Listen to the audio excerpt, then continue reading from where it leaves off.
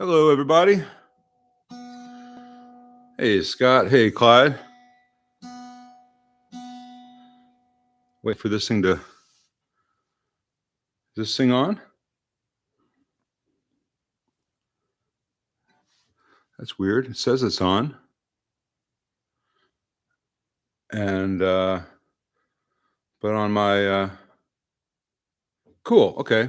Because my laptop, my iPad rather, there it goes. Usually, as soon as I press go live here, the ad starts here. And I don't do the beginning proper until the ad starts and I can get the skip in 4, 3, 2, 1. So by now, most people who are already here, if you had ads, they're gone. And we can begin. Sorry, the weather keeps changing between like 80 degrees and 20 degrees and 70 degrees and 30 degrees. And when you have guitars that are not, in fact, plywood, especially with mahogany, they like to move around a bit. And I try to cycle through all my guitars fairly, every couple of days, maybe, just so they all get equal love. Guitars like this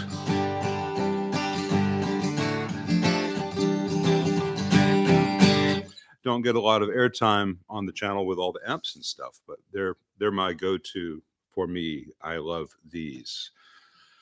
Possibly more than any of the electrics, though, I would hate to have to choose. Thank God I don't have to. Hello, everybody. Let's see. Good morning, all. Before we get into the questions, and any questions that have already been asked, I'll try to get to. I've got to remember to look at the camera, not at myself. Sorry, it's not narcissism. It's just, this is a visually interesting thing, and that's just a little black rectangle up on a shelf. Sometimes I put a little sticky note with a smiley face, so I look at the smiley face and I end up looking at the camera. But it fell off and I can't find the sticky pads, so I have not recreated that. Before we get started answering questions, I had some questions for you. I haven't been doing a lot in the last week and a half. I've been doing a lot of work. I just haven't had time to film anything. I filmed something yesterday, or actually 2 days ago, that I'm going to edit tonight, put up tomorrow, and try to get back into it. I was getting a little bit burnt out. And when it becomes something that you feel you have to do rather than something you want to do, you're not going to do it well. I can take out the trash just as well as anybody, but usually I just do the very bare minimum because it's not an activity I deeply love. And I felt that if I'm just doing a connect the dots amp video, whatever, it becomes an obligation and all the joy leaves Mudville. And no one wants that. And I've been watching other channels to see how they review and talk about products, different fields than just guitar. Cars, watches, boots, all kinds of products, just to get an idea of how other very successful channels present reviews and opinions. Because in anything that you do, there's the danger of confusing objectivity with one's own subjective views. And I have tried to keep myself honest on that in all the videos and say, hey, objectively, this is not a good construction technique, or objectively, this will catch on fire. Subjectively, I love the look of this amp, or subjectively, I don't love the look. Subjectively, this sounds great. Subjectively, this sounds like ass.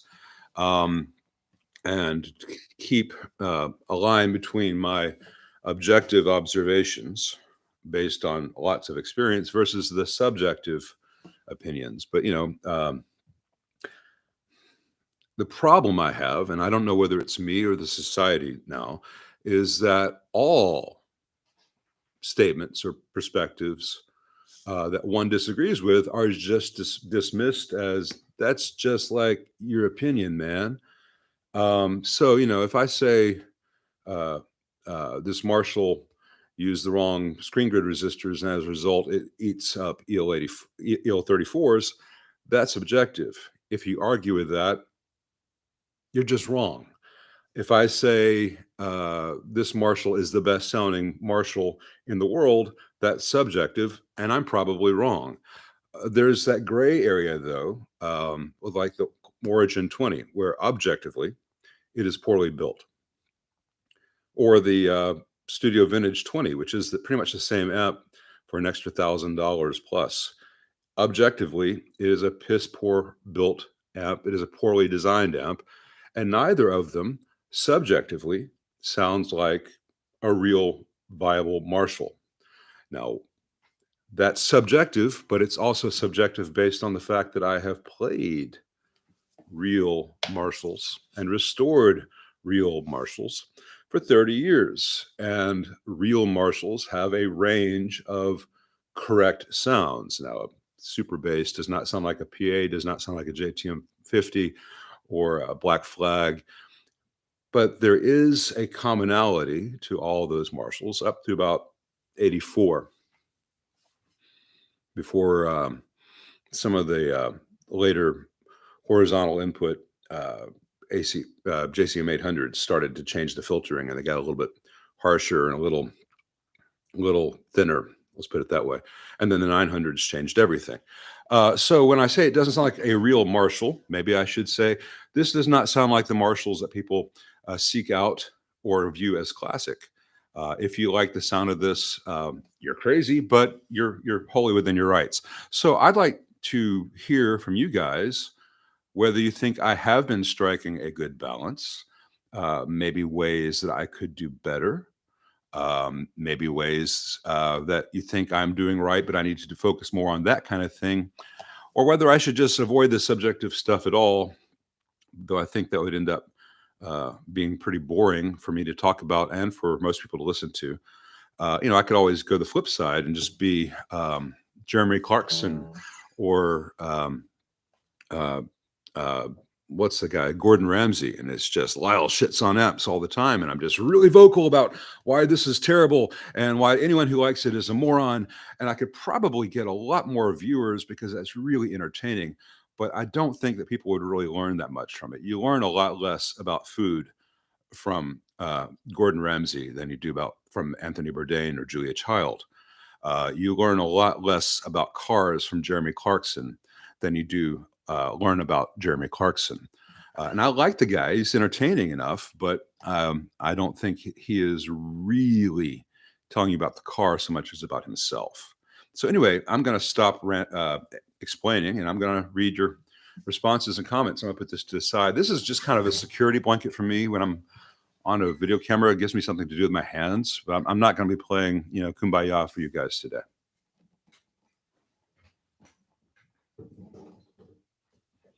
So here's the really exciting video of me reading your comments.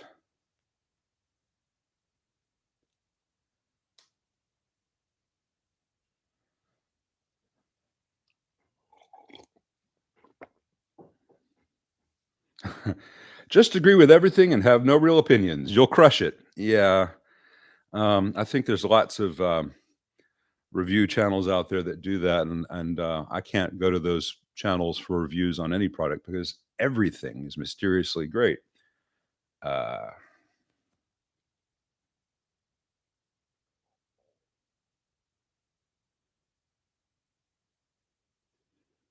Thanks, Brad. He says I'm striking a better balance. Well, I don't think you go to Brad for a balanced, nuanced take. You go to see him be his little southern hemisphere version of Jeremy Clarkson, and I think he's great. But Brad also has a lot of stake in there with his sizzles. So if he tells you something shit, mate, he's right, and stay tuned. He'll show you why. He backs it all up.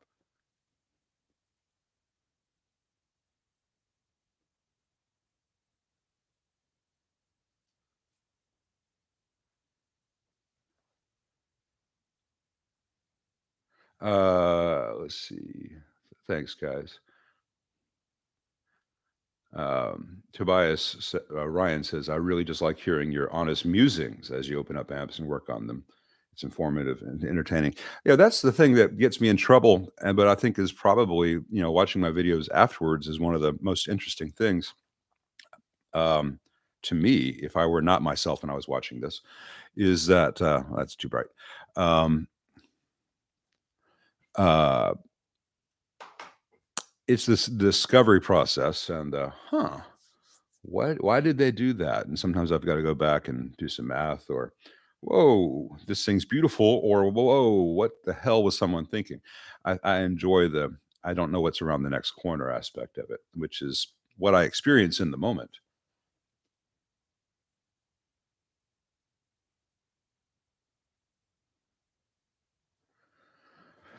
Go Rick Beato style, David Duncan says. Well, I've got the shirt if Keith Williams doesn't sue me for owning this.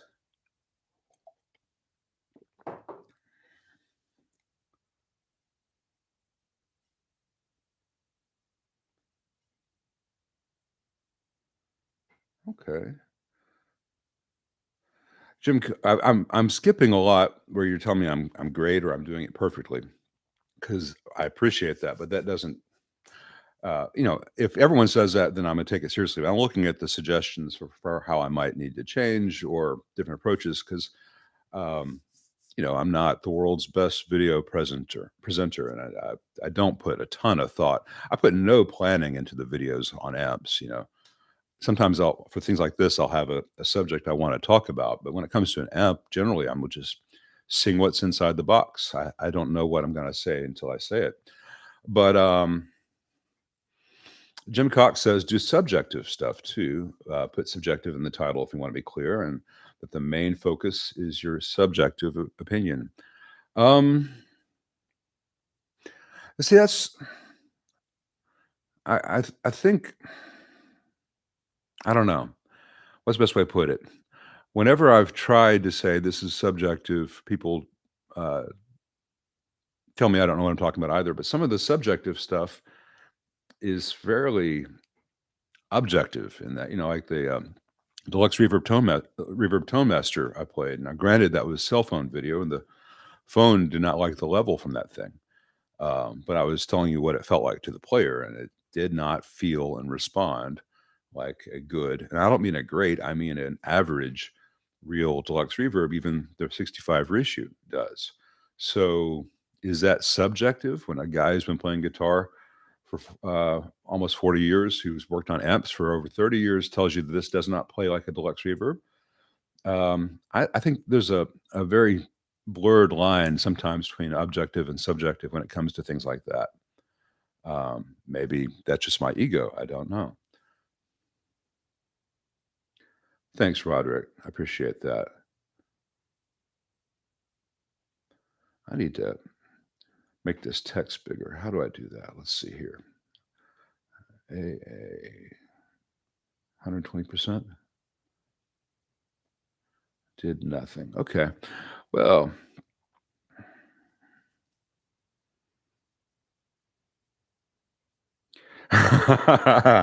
Andrew Waltz, is that a James Bond NATO strap on your watch? All right, man, you caught me. It is what is called the Bond NATO. Um, uh, Interesting little sidetrack for those of you who don't know. Uh, James Bond, Connery in Doctor No wore a diver's NATO strap. It wasn't actually a NATO strap; it was a RAF strap. It didn't have the full NATO setup. It was a single pass with uh, a cloth keeper in Doctor No, and for decades people thought it was black, silver, or gray, black, because they're watching on color TV, and Bond movies had not been restored. When the restored versions of Doctor No came out, it was clear that he was actually wearing a black, burgundy, olive, burgundy, olive, burgundy, black strap. It just looked gray on the old TVs, this thing. So, this is what people for decades thought was the Bond strap.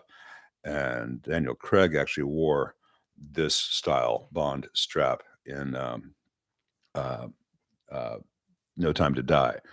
But I actually have the actual Connery RAF style on order from the UK. It's slightly different. Sorry.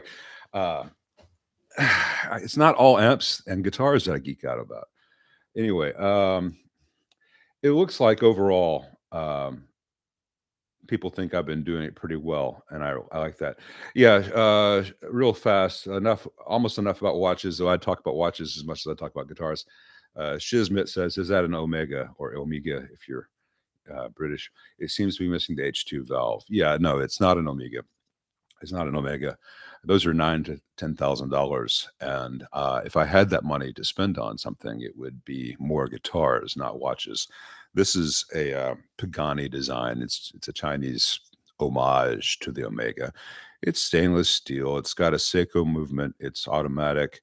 It's got a, um, a sapphire crystal. It's a good $100 watch that looks like the Omega, but it's what, a thousandth of the price or less. 10,000, 10,000th of the price. I don't know.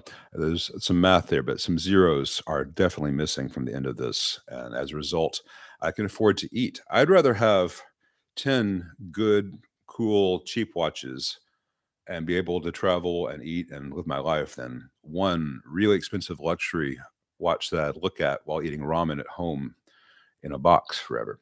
So I'm gonna go back to the beginning now and try to catch some of the questions that I've missed because I wanted to get that out of the way. Um, Man, why can't I get this text to be larger?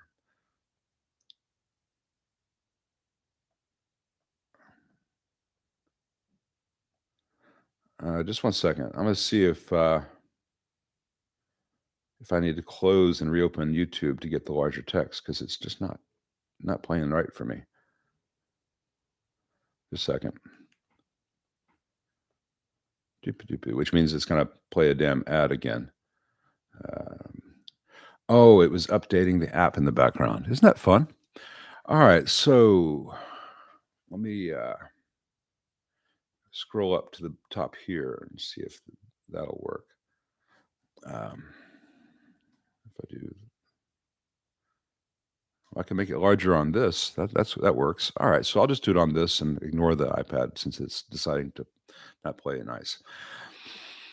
All right, yeah, Clyde, Megami cables are great. I use them mostly because they're reliable and they sound great and they're relatively inexpensive for what you get, and they're easy to solder. So I use pretty much exclusively amphenol and Neutrik plugs because I like the way they solder and they don't come unscrewed as easily as a switchcraft plug.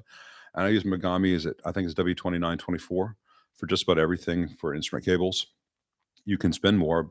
There's no point to it. Like evidence, the whole thing about evidence is just got a telescoped shield. It's got the positive and the negative and a telescoped shield, which is okay if you want. It really doesn't have that much bearing unless you have a really noisy environment. And um, it can matter whether which end has the telescope shield, whether it's amp end or the guitar end.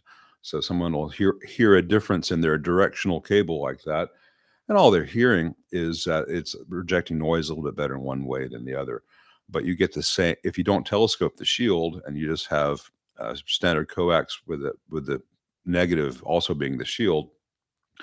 Then it doesn't matter which end you connect it to, and so it's bidirectional. As far as the directional cables go, audio signals are AC, alternating current.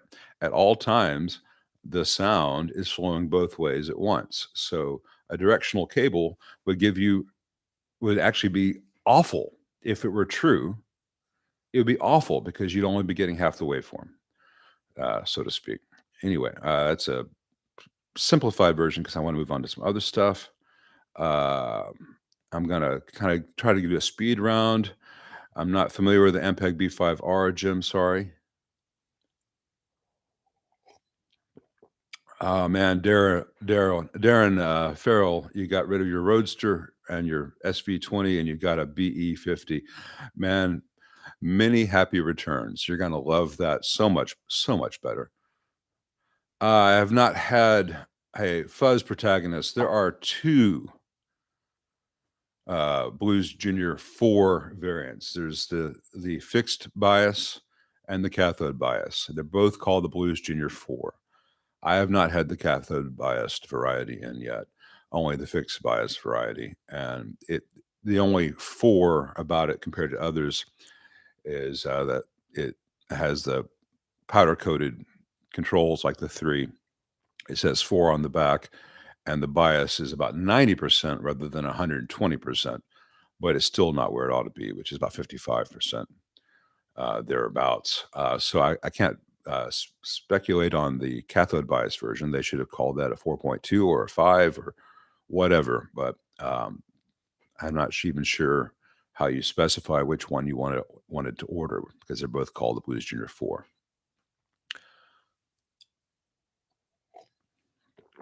Matt Johnson, I hope you're doing well. Thank you. What percentage of max plate dissipation do you like to aim for with adjustable fixed bias EL84 amps? It's going to depend on the amp, and it's going to depend on the operating conditions. If you're just plugging into the wall in your house or you're gigging with it, you have no idea whether the wall voltage is going to be, let's say for the U.S. market, 110 or 130 or somewhere in between. So I like to bias it to a point where if the wall voltage goes crazy high, 130, the tubes aren't going to go nuclear.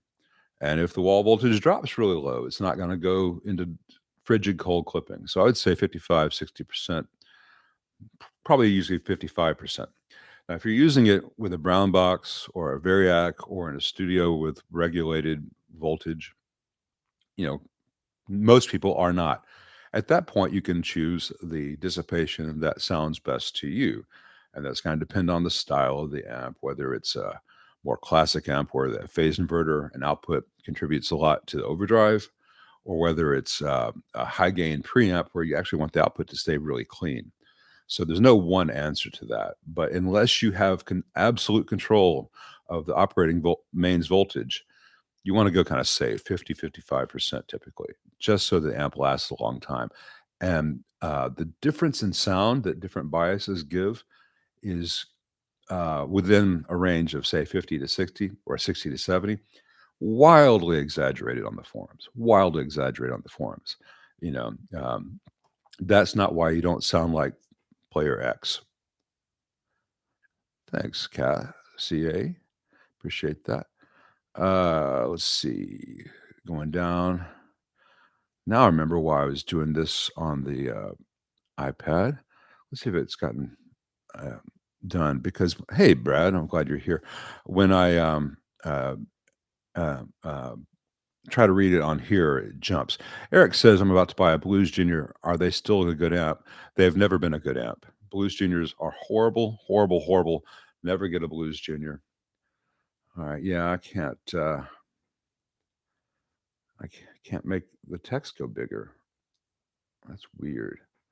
So I've got it set to 235%.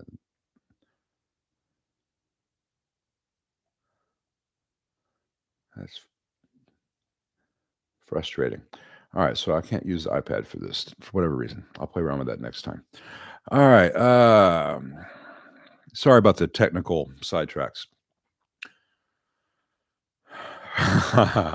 Robert says, from one Memphian to another, what's the best barbecue in town and why is it the barbecue shop on Madison? Well, it ain't. Barbecue shop would always be a second or third place for me. It's consistent. It can be really salty. Um, um, the best ribs, in my opinion, are at Cozy Corner. Um, there are a lot of places to get a good sandwich. I don't like the slaw for the sandwiches at barbecue shop. The sandwiches at Cozy Corner are good, but I don't want to get too far into the Memphis thing. But barbecue shop is what I send a lot of tourists to because it's easy to find and they're going to get a good experience and they're not going to get skeeved out by parking or the neighborhood. But I will usually head to Payne's or Cozy Corner before I go to barbecue shop myself.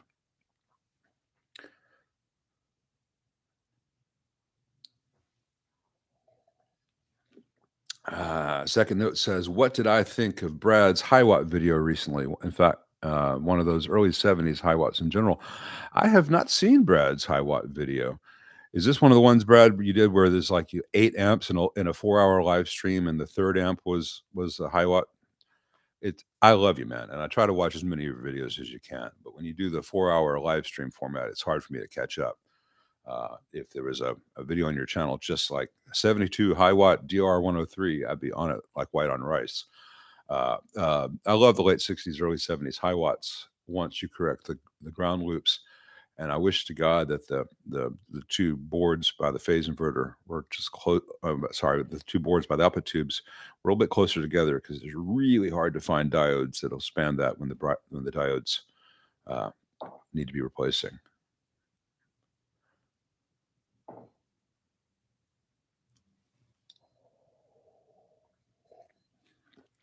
David Harrison says he's planning a train wreck express build. One of my recommendation for a power transformer. I would. I've not done a train wreck myself. I would look. The Mercury's got a good one. I'm pretty sure Hammond has got something that would work really well. Look into Allen. Look into see if Chris Marin's got something. If you want something really special, and Habor might, but getting a Habor these days is hit or miss, just because they've been out of stock on everything forever. And I'm not sure if they offer one that's quote train wreck express, but um, as long as it's a good quality one and the voltages are what you need, it does not need to be specifically for a train wreck. Remember when when train wreck was making those, when Ken was designing that, he was not buying a train wreck transformer. He was just getting a transformer that had specs he liked. It probably could be done with any power transformer with equivalent wattage for the desired output with a desired tube complement.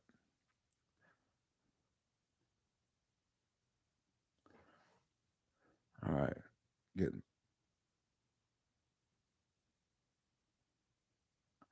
As far as I know, Todd H., the Friedman little sister, is um, built at least as well as the rest of the line. I'm not sure if the little sister is PCB or one of his smaller hand wireds. He's got some variations that I don't. I've not seen all of them. In my experience, Dave builds good stuff, and if you don't like it for whatever reason, send it back. And if you have a problem with it down the road for whatever reason, he'll take care of you. Um, but I've not experienced a little sister on the bench, so I can't tell you.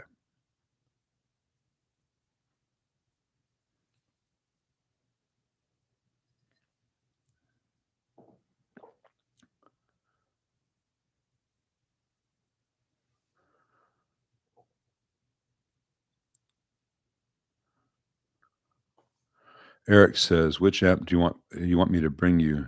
Brand new Blues Junior or Orange Rocker Verb 50 Mark III?" Oh man, I want you to bring me the Rocker Verb 50 if it needs work. Sell the brand new Blues Junior while it's still sellable. That's an objective review. That's not a subjective opinion on Blues Juniors. That's subjective. Don't buy them. If you have one, sell it while it's still safe to sell, because it's not a good product.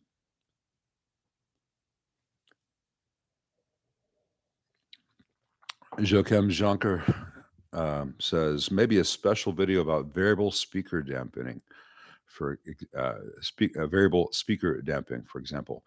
That's actually one where I would not be the right person to do that video because it's not something that I've explored too much or have a very deep understanding of it. That's the kind of thing I would love to find an expert, a true expert, and do an interview with them with split screen. Um, I will say that one guy I know who would be the true expert on that. I could ask him one sentence and it'd be a 3-hour video for that one answer. So I'm not sure he's the right guy to put on YouTube. It's the people who really know that stuff tend to best way to put it? It's like someone with a you walk in their house and the walls are covered with tens of thousands of moths on pins. They know a lot about that subject, but do you really want to pull that string and start it? Because they'll tell you, and it's a little bit weird. But anyway, let's move on from that because that's Bor close to being mean.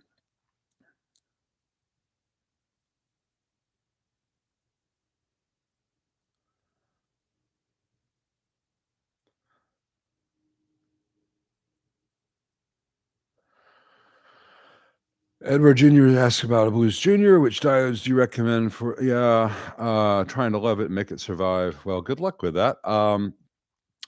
They use 1 in 4,006s, which is something which fails fairly commonly in Blues Junior.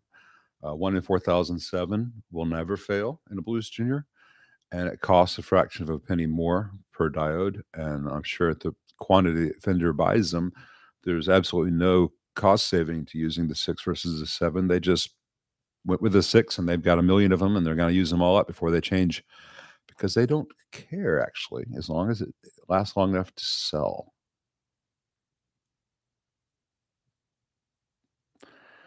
Yeah, Jim, maybe I've been overthinking it, but I'd rather pay a lot of attention to my approach to this and whether I'm truly doing the best job I can than take it for granted that of course I'm awesome. I'm doing everything right. There were 2 cases this past year where I actually pulled videos because from my perspective as a tech, I was like, okay, that little thing was wrong, but the rest of it was good in the case of a power supply. And people focused on that one little thing that was wrong and didn't pay any attention to everything else that was much harder to accomplish that they accomplished well. So I pulled that. And the other one was an amp that someone had just utterly butchered a brand's product.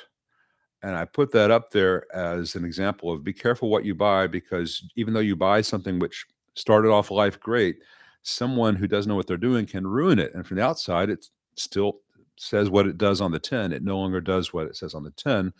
And people started saying, "Oh my God, I can't believe that amp company puts out such garbage. What a terrible amp company." And I pulled it because people weren't listening past the first 60 seconds or listening to the context. And that's not fair to that amp company because that was not what the dude built. That's what happened to his poor amp. And, in both those cases, I pulled them because I felt that I could have done a better job of saying, okay, I'm about to show you something bad, but bear this in mind and listen past that because that's not the major point here. But it's really hard to find the balance because there are, baby, you are so good and they are so dumb. Sometimes there's a little bit of that. Some people just like to have knee jerk to everything. And it scrolled down again. Uh,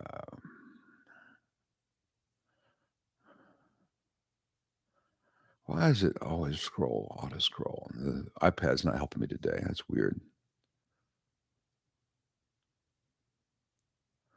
Uh, uh, Womb Raider. Avoid any Bugera. They're garbage. Thanks, Shiznit. I really like this one. Um, uh, Bugeras aren't worth troubleshooting or fixing. They don't buy them. If you have one and it still works, sell it. If you have one and it's effed up, sorry, buy something else. It's a terrible company, a terrible apps. Nick Orr, the AB 763 and the AA 165 are very, very different. But to really answer that and tell you everything would be an entire 40-minute video by itself, which I might do. Like, hey, what's the difference? Series.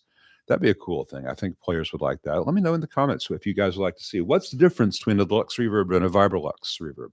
What's the difference between an AA 165 and an AB 165 or the AA 864? Is a Bassman 100 the same as a Tweed Bassman? Um, you know, I don't want to do one of those stupid YouTube tier videos, but something like that. That might be a good series.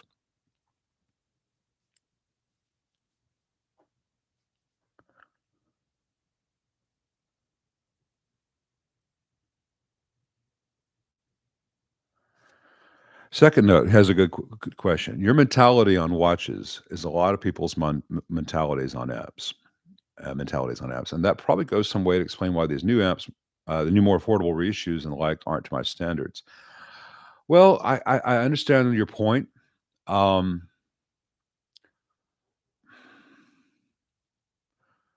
and there's a slippery slope there. Let me grab another watch.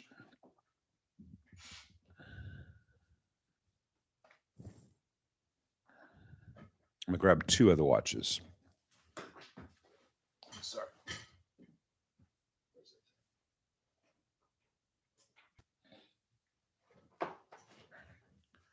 All right, this is that $100 Omega Homage. It's made in China. It does have a Seiko Japanese movement. It is stainless steel. It is sapphire. By all intents and purposes, it is a good, inexpensive, mass-produced watch that just cosmetically, from a distance, looks like the $9,000 Omega. Now, if you were to make a good quality PCB amp that sounded really good and was well built for the price, and it cosmetically resembled a $9,000 Fender, is that a cheap amp that's trying to be something else, or is it, hey, I could not afford the $5,000 1964 deluxe reverb, but I got, you know, a kit build that a guy put together and did a good job, and yeah, I mean, nothing in there is special, but it sounds right. There's a slippery slope. So, I have no illusions that this is as well built as an Omega, but it's not a piece of crap that's just cosmetic. Inside is a good quality $100 automatic amp, and it's rated to 100 meters water resistance. I don't need a 300-meter diver like the Omega because I don't go deep sea diving. This will handle any pool I'll ever be in or any lake or river. At the other end of it, I've got two real watches. Here's a Casio. It's a Duro. It's about 50 bucks. It's a quartz movement. Uh, Very similar features, and other than that, this is automatic. This is a quartz. It's rated to 200 meters, which I'll never use. It's got a stainless but case just like this. It's got a acrylic lens as opposed to the sapphire. This will scratch. This won't. This finishing is not as good as this finishing. A quartz movement is cheaper than an automatic, but it's a good quartz movement. Uh, you know, it's a stylish little thing. It's not built as well as this. $50, $100. But if I'm going someplace where I expect, to be going through the dirt and stuff, I think this is great. Why risk $100 watch when you can have a 50 beater? I can change out that acrylic for a sapphire. Here's another real watch, a Seiko Flightmaster. This is a much better watch than either of these two. Stainless steel. It's got a much more complex movement with a chronometer and an alarm hand, which is also a GMT hand and all kinds of stuff. This is twice the price of this. Do you get twice as much? Aesthetically, you get more than that. As far as what the watch itself is, that's about right. $100, $200, $50. Of those three watches, this one in the middle of the road is easy to dismiss as a fake watch, but it's actually quite good for the price. Um, it just happens to look like a $9,000 watch. So that's where the pretense is. I'm not sure where that really, how, as long as you know what you're getting and you don't think that you're buying an Omega for $100. Speaker breaking in speaker cones with WD-40. Oh my God. No, no, no, no, no. No, no, don't apply WD-40 or any other liquid to a speaker cone. You can, I don't want to say you can, it is possible to kind of massage the surround a little bit and accelerate that. The best thing is just to play and you know, play some Beastie Boys with some 808 boom through the speaker for a couple hours, and it'll open right up. Marshall, Ohio says, greetings. Thoughts on replacing the Princeton AT7 with an AU7 and AT7 in V1? You don't want to use an AT or an AU in V1. If you want less gain there, you want to go with a, um, a 12AY or a 5751 because an AT and an AU are a current amplifier tube, and more than they are a voltage amplifier tube, like a AX or AY. The AU will give you less gain in the Princeton driver, like the V2 in a Princeton, but it will not last as well as the AT. If you want to, I don't really see the point of going to an AU versus an AT in a Princeton. If it's not a vintage Princeton, you can just change the reverb pot from linear to log and get that same gain reduction as far as a more gradual control. And the tube will last longer. That said, the driver tube in a Fender reverb amp is barely hanging on even with the AT that it was designed for. It's an abusive circuit. But I don't find that the AU or AT sounds right in V1. It will work, but that's not what the tube is optimized for. I'm getting a little bit esoteric there. Whoa, and it scrolled all the way hell down again. This is so much fun. Let me catch up to where I was.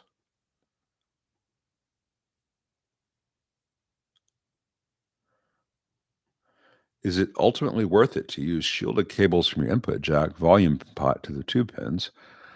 And is there any trick to stripping shielded cable that doesn't make a mess?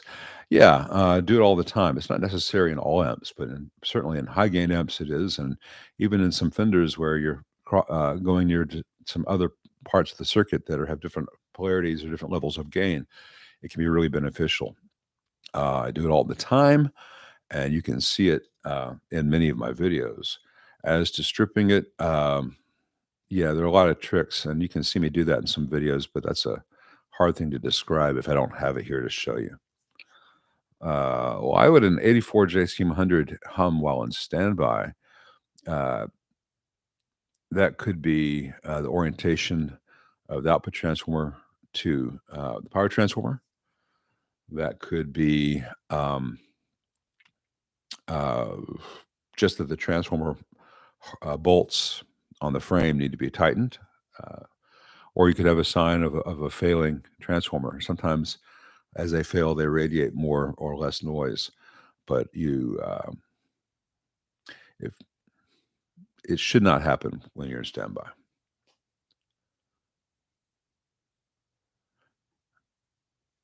If I were to replace all the pots in a JMP 50 amp, what brand would I use? CTS, PEC Alpha, or others?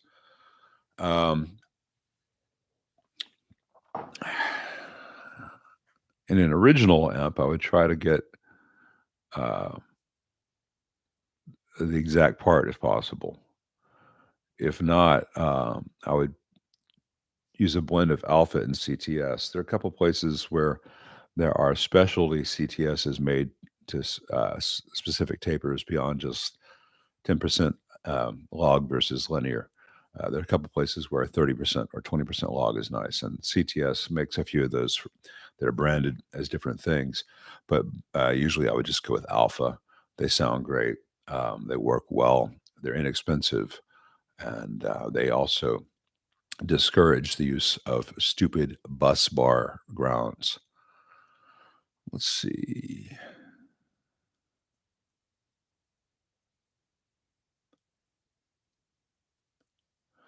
Buzz Crumhunger says, "Hey, Lyle, making me choose between you and Pete Thorne. Well, he's much prettier, but I'm glad you're here. Thank you. But seriously, I can't recall which videos you've discussed have pots. Which pots have the best low volume roll-on response? Is this for guitar or amps?" Um, Either way, the answer is not a CTS 1 meg or 500K audio taper pot because those have a dead spot from 9 o'clock to 7 o'clock typically. But uh, in most guitars, you're going to see where is that other one?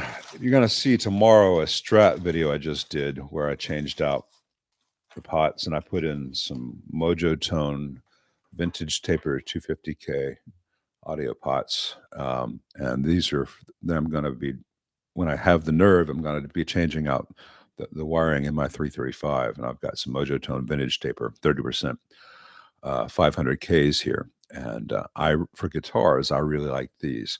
For amps, it varies. For if you need to use a 10% audio, like I said, I use the alphas. If I want a 20 or 30% taper, I'll use the um, Mojo Tone Fender or um, CTS branded vintage taper pots, all of which are actually made by CTS. They're just not the standard 10% taper. I'm going to read Andrew Waltz's question because he made a donation. Thank you very much, Andrew. Hey, Lyle, I recently rescued a 1964 Super Reverb chassis with a bad output transformer. I installed an original 65 twin reverb output transformer. Since it's running at 8 ohms, how can I return the negative feedback back to super reverb voicing? So you went between 4 ohms or 2 ohms and 8 ohms?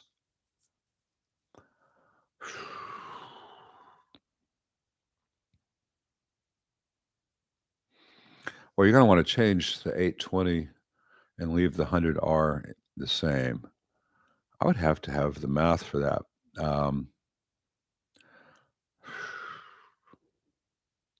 So you went between a 2 ohm output, is that correct, and an 8 ohm output? You might get like a 220 ohm resistor and a 1K pot, wire them up in series with each other in place of the 820, turn it till you like the sound, measure it, find the closest resistor, and that's the correct choice. Um, I think, I mean, you could do the math and just say, all right, half of 820 is this, half of that, end up at 220 ohms or so. But Fender didn't think about it that much. They used the 820 and the 100 for all the 6L6 amps. And that's what gives those amps slightly different characters. So just find what you like. It'll be safe. If it has too much gain, you don't have enough negative feedback. If it starts to oscillate or go weird, you have too much. Yeah. I think here's where I'm going to pause. We're going to take a quick 5 minute or so break. I need to get some coffee and let everyone stretch their legs, et cetera, et cetera. So I'll be back in a moment. Thanks for being here, guys. Appreciate it.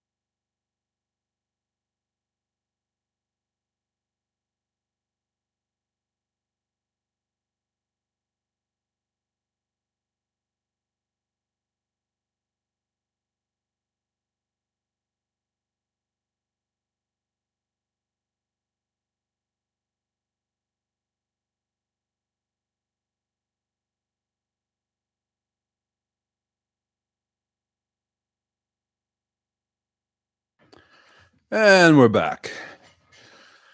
I'd like to have a mini rant here. After this live stream is over, I've got to go to the hardware store and either find a specialized right angle Phillips screwdriver, a very short one, or hopefully a magnetized quarter-inch uh, socket for my ratcheting tool, so I can use a standard uh, Phillips bit to change out this line filter module in our dishwasher, our LG dishwasher. It's not a terribly expensive part. If I can access the two screws that go here, which are hard because of things that are running here inside, I can change it out probably in 10 minutes. But the thing that pisses me off about this is it has a fuse here, and the fuse in the old one is burnt out. But this fuse is embedded in a quarter-inch of epoxy. I can't just change the fuse. I have to replace the entire component. So what is the point of having a fuse to protect the other stuff if when the fuse dies, you have to replace the other stuff anyway? It's not just LG. This is used by a ton of brands, and just about everyone has this approach with dishwashers and washing machines. They have fuses that are protecting things. In this case, it's just a big inductor. And once the fuse dies, you've got to replace all the stuff the fuse is protecting. What the hell, people? What the hell? Anyway, let's get back to talking about amps and guitars and watches and fun stuff.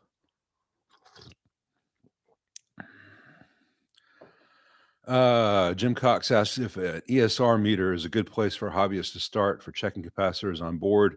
No, most hobbyists won't get any benefit from an ESR meter, and it's really hard to get them to tell you much in circuit. There's sometimes I'll use an ESR meter after the fact to see, oh yeah, that's what, that's exactly how bad it was. But generally, I just diagnose this: is the cap working or not? If it's not, and there's a broad spectrum of not, it just goes away. I don't test it. Let's see. I have not worked on a PV 120 dual 120 rack mount power amp. I do not know. Yeah, I got a Mesa there. It's actually a return Mesa. It's developed a new problem compared to how it was last time.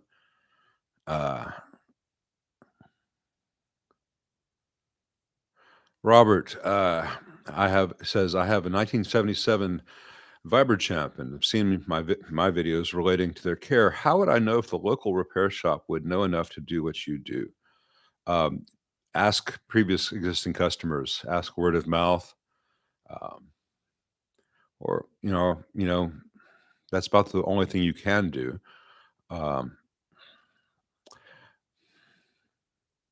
At the risk of sounding conceited, while I am far from being the only tech in the United States, let alone the world, who works to a certain standard, it's a relatively small group of us who do work to this standard.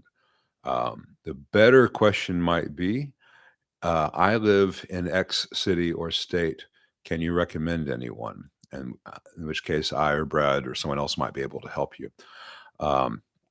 We've got an awful lot of very knowledgeable people in the comment section here. So if you're in Kansas, and I don't know anyone good in Kansas, they might. And on that note, Kansas City barbecue. Poor Kevin, thinking Kansas City is as good as Memphis. It's a terrible problem to have.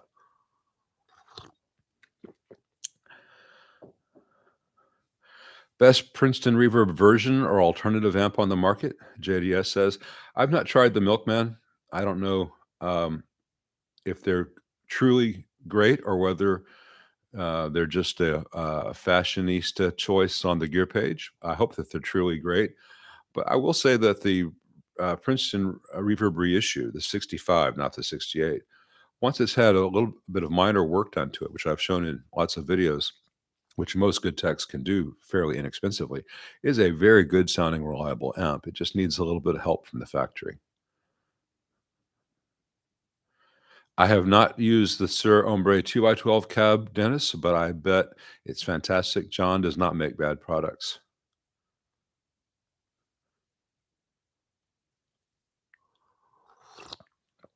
Roderick Robinson says, with regard to power, I have a Car Mercury 5 that is hypersensitive to the current, especially the length of the power extension cord or power strip being used. Recommendation on either of those configs. It's not. The length of the power cord or power strip being used should not matter at all as long as it is rated for the current the amp draws. I imagine any power cable that you use that's rated for 5 amps or up will be just fine. There is way too much focus given on the forums to power cable, the connection from the wall to the back of your amp. By the time the power gets to your house, it has already traveled many, many miles from the nearest substation. Whatever problems or qualities that power has at that point will not be changed in any way by the last 10 to 12 feet from the wall to your amp. Now, if you're using a little extension cable, two conductor extension cable, yeah, it's garbage. Don't use a little light gauge thing.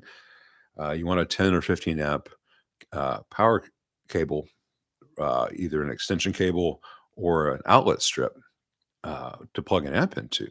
But once you get to 10 amp or higher, and honestly, on a Car Mercury, a 5 amp or higher would be fine. You're not going to have any difference in performance depending on the length of that, because it doesn't matter if that AC cable is 1 foot long, 10 feet long, 100 feet long. It does not matter.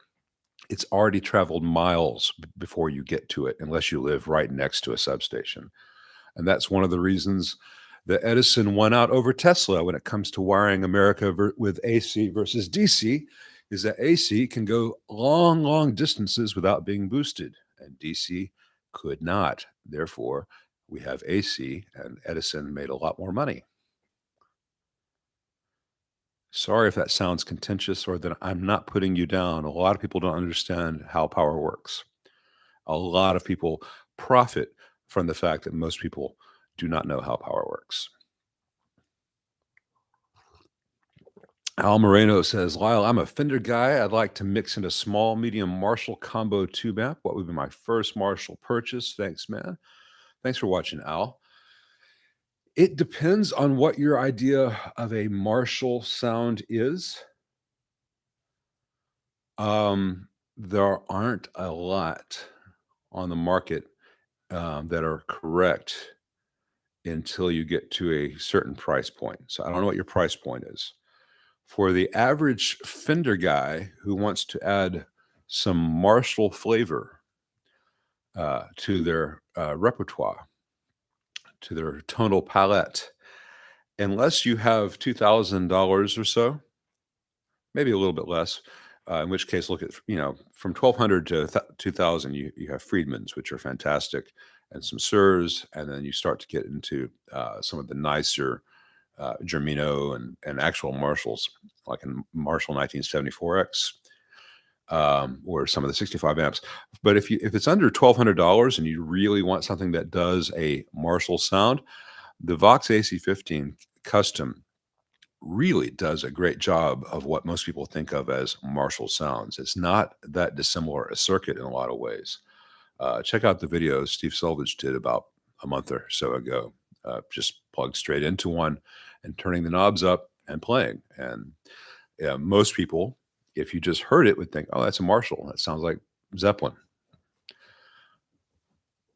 Daniel Robert. Yeah, the new DSL Marshalls, the DSL 100s are not at all the same amp as the old JCM 2000 DSL and TSL 100s. They don't have the same power issues. You can, yeah, it's absolutely fine. Is it normal in 50% mode for the bias to double 70 millivolts to 150 millivolts?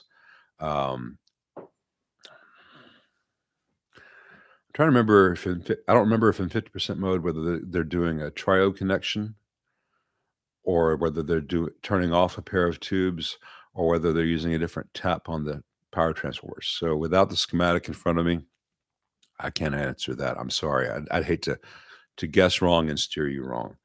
Um, but generally, the Marshall current DSL 100s are well engineered amps, and in all modes are biased on the cool side.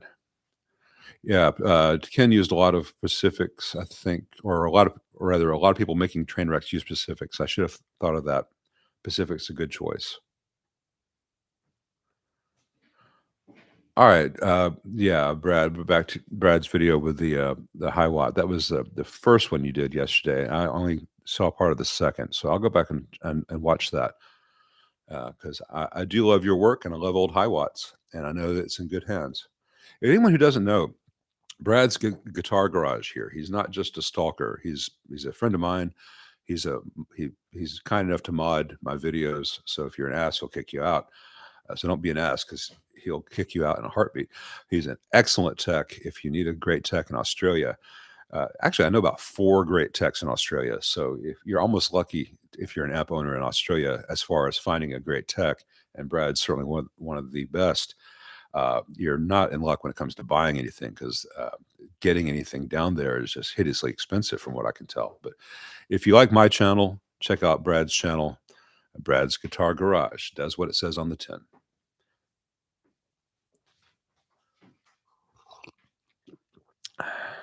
Not the other Brad. Enough on that.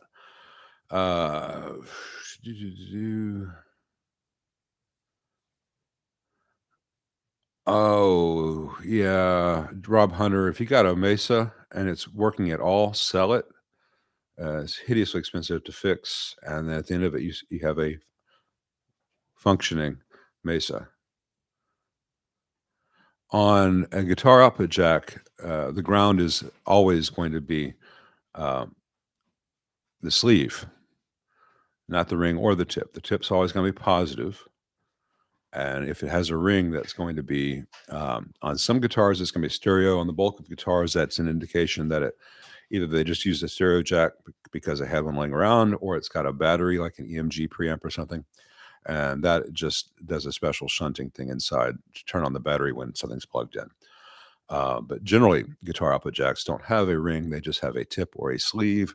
The sleeve should always be negative ground. Feels Gaped Man says, "Have you had much work on Victory amps?" I've had a couple of their lunch boxes. Neither was too problematic, given the format of the lunchbox and how cramped everything is. I think both had burnt heater balance resistors, which scorched the board a little bit. I just snipped them out, cleaned up the carbon scoring, and installed some new half-watt 100 ohms on the octal sockets up in the air. So if they were to burn out in the future, they would not burn the board. They would just heat up the air around them. But they've not come back, and they sounded really good.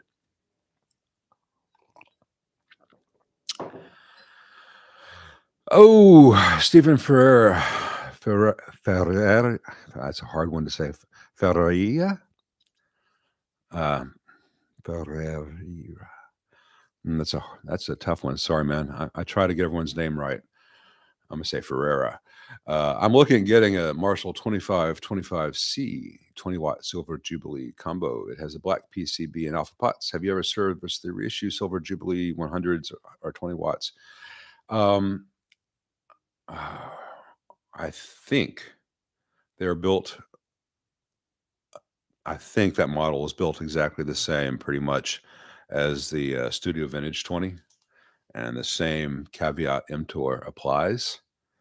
I've only had one of the Silver Jubilee reissues come in, and I believe it was built the same way.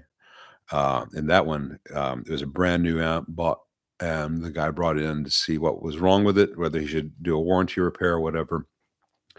And it was just a tin whisker that developed in one of the pots, and I blew it out with compressed air and cleaned all the pots, and it worked again. And that's not a slam on Marshall. That just happens with a lot of current production amps using lead-free solder. But there's no real comparison between the old ones from '87 and the new ones. not at all the same quality of amp, and there are better ways to get that sound, in my opinion, for the same price.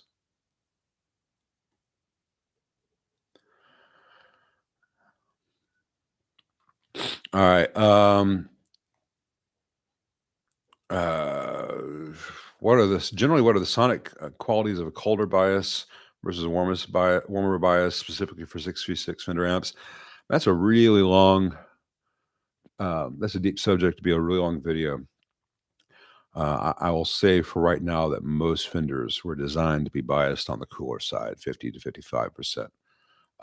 You can, but as long as it's operating within a safe range, say 35 to 70%, it's not going to hurt anything. If you like the sound, go for it. Just be aware that if you bias it at 70% and the wall voltage was 115 when you did that, and then the wall voltage is 125 the next day, you can lose an output tube. So,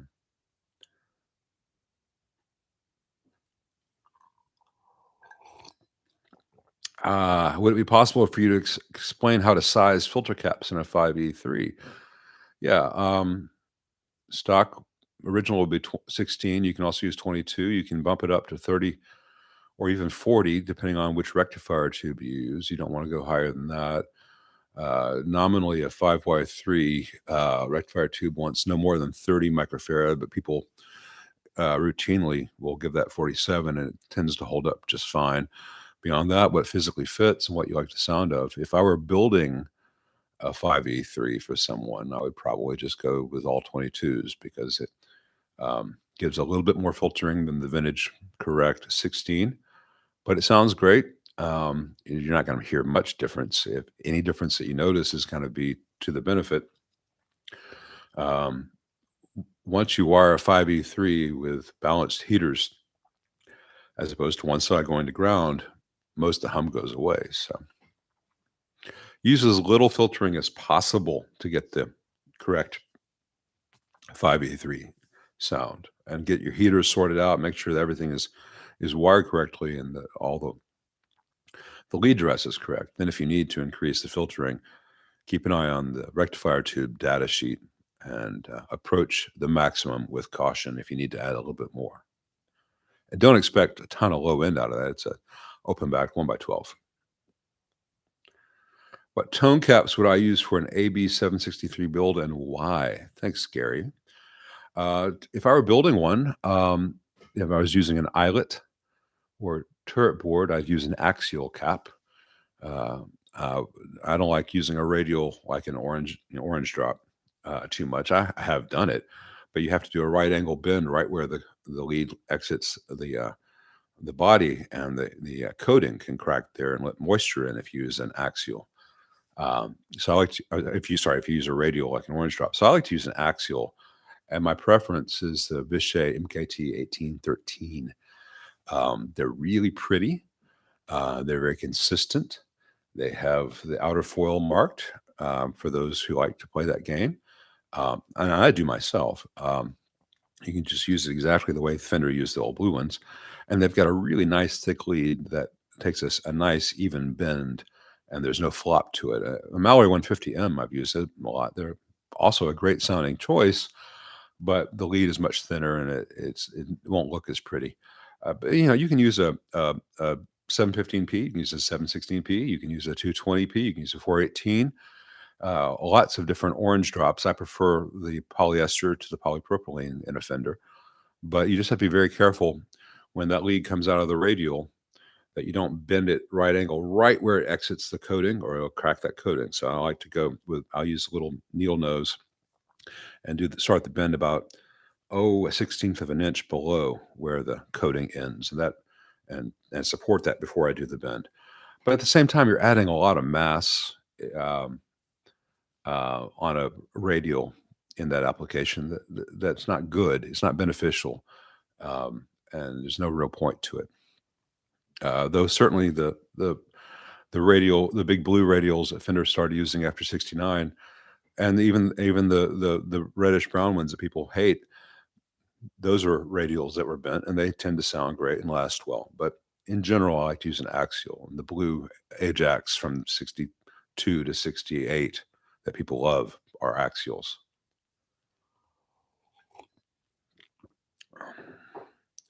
I will never sell kits because I don't want to do the hand holding that would come with that. Electrolytic caps are polarized. Flat caps are not polarized. Is this true or false? Not all electrolytic caps are polarized. By flat caps, do you mean like ceramics? They would not be polarized. The only polarized capacitors are some electrolytics and tantalums.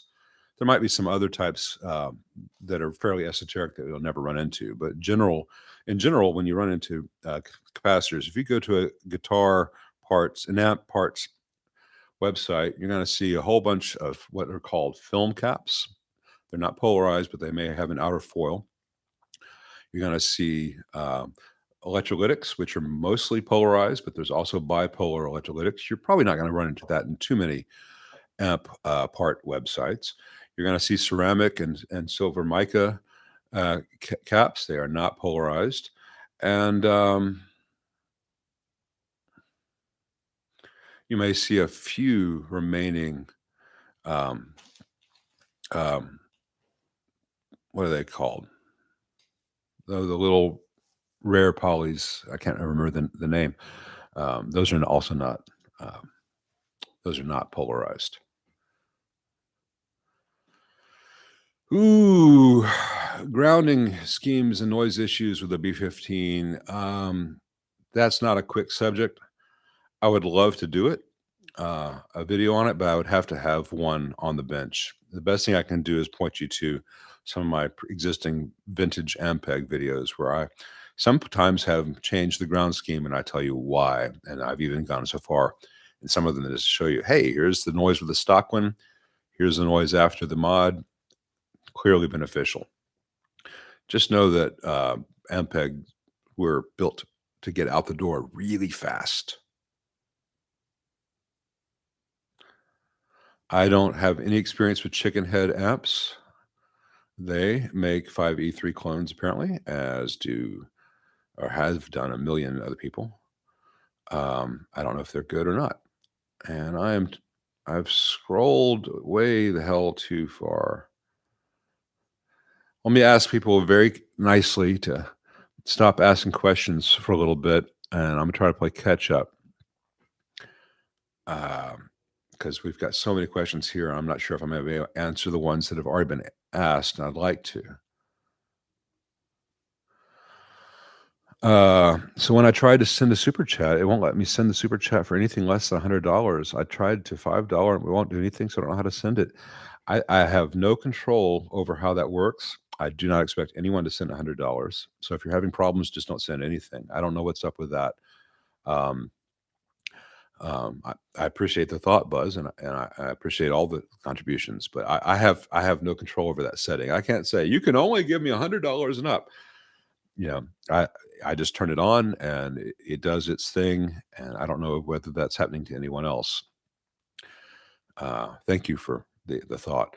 Matt Durrell says, your thoughts on the build quality and ease of maintenance of PRS apps.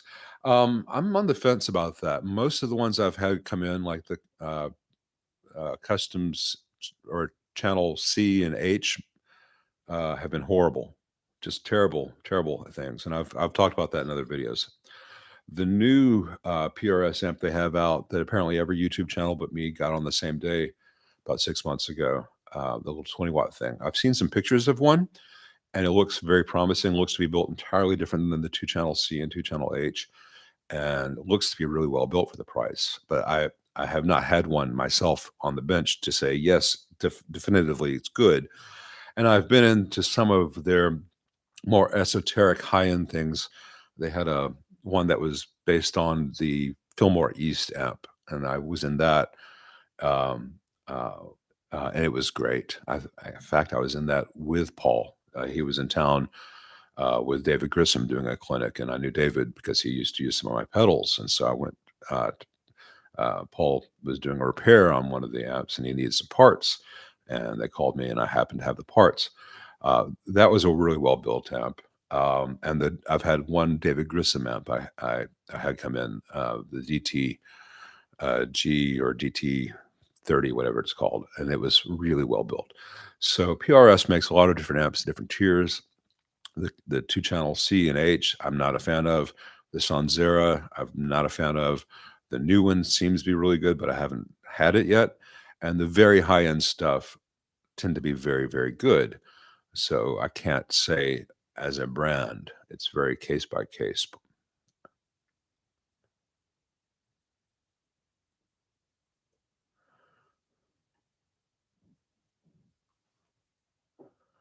Can a Rocker Verb 50 survive you if you're 48? It depends on how you use it. The orange Rocker Verbs are well built to a certain point. I do not like the pots. Do not like the pots. No, sir, I don't like it. I've got a Rocker Verb 50 and an OR 100 over there, and they're going to get fixed this week. The pots finally, the replacement pots finally came from Orange. It took about a month and a half to get two pots uh, from Orange. More on that fun and games later. So, not knocked out by the customer support there. Uh, the reason those pots had to be replaced is one failed and the other one sheared off because they're terrible, terrible, long shafted knurled pots made of the cheapest metal possible. The rest of the amp is quite good. So if you baby it and you are very careful with the pots and knobs, it could outlive you. It would, but you'd have to take great care of it and make sure that the tubes don't fail and that you get a service maybe every 15, 20 years.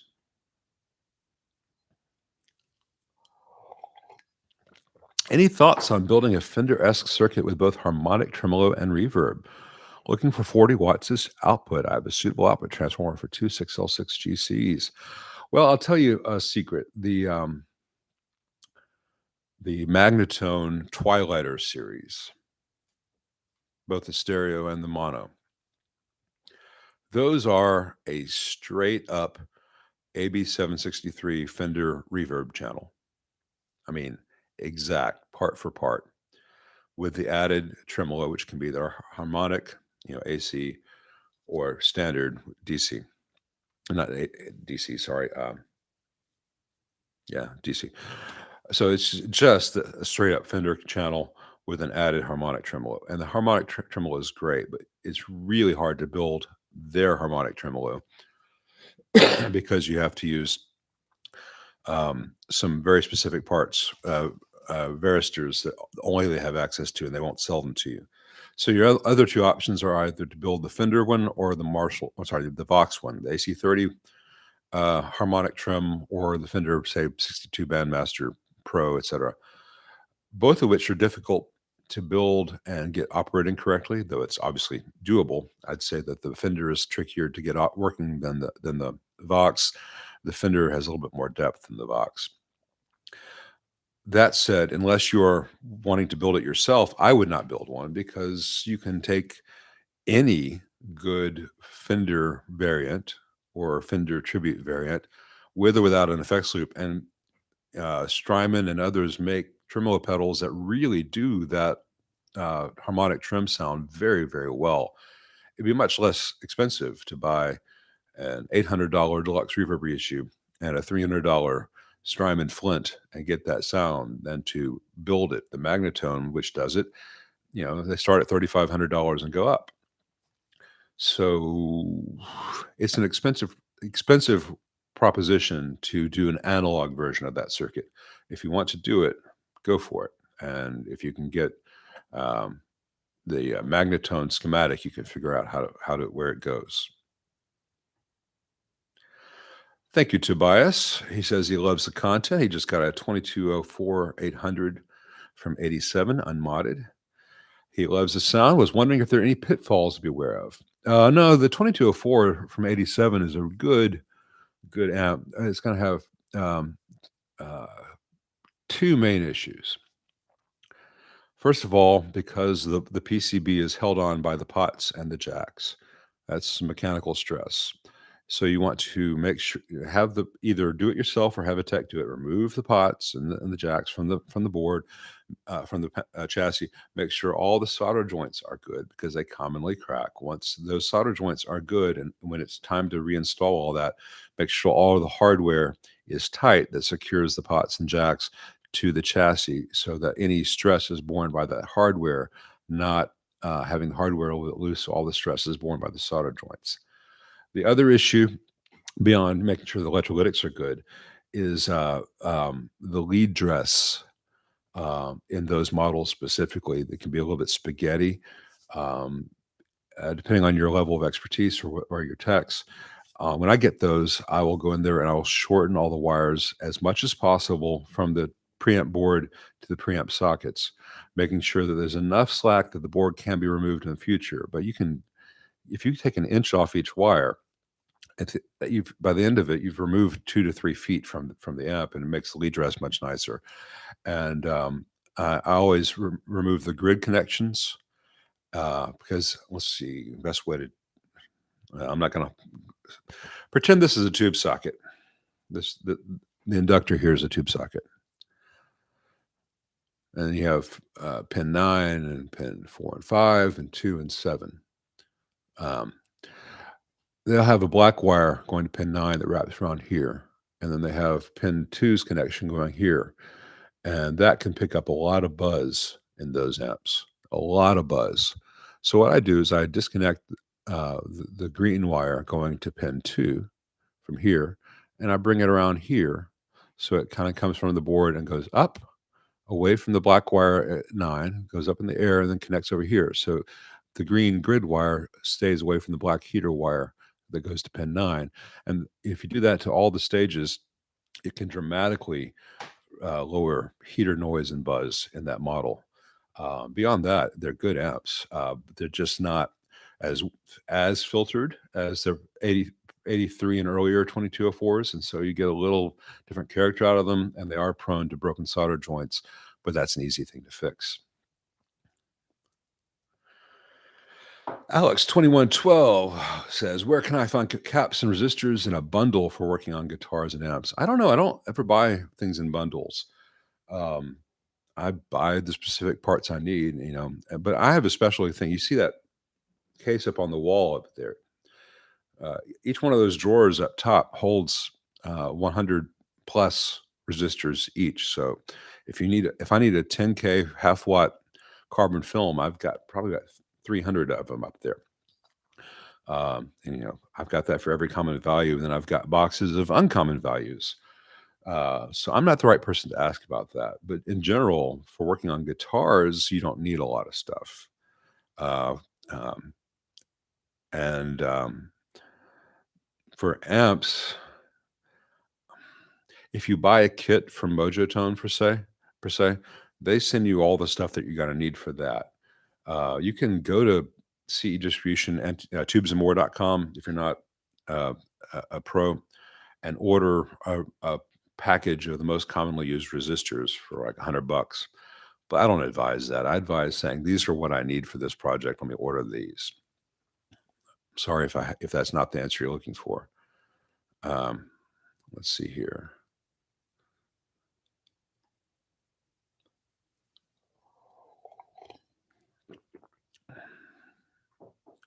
Eric Filsinger says Deluxe versus Princeton. Uh, Deluxe and Princeton. Dream big, man. All right, yeah. Yeah, Deluxe versus Princeton, comparison videos between different series. Okay, now see, I thought you were just asking a question out of the blue, Eric, and no, you're responding to my question, answering my question earlier. Yeah, I think that what's the difference would be a good series. Thank you, Leon.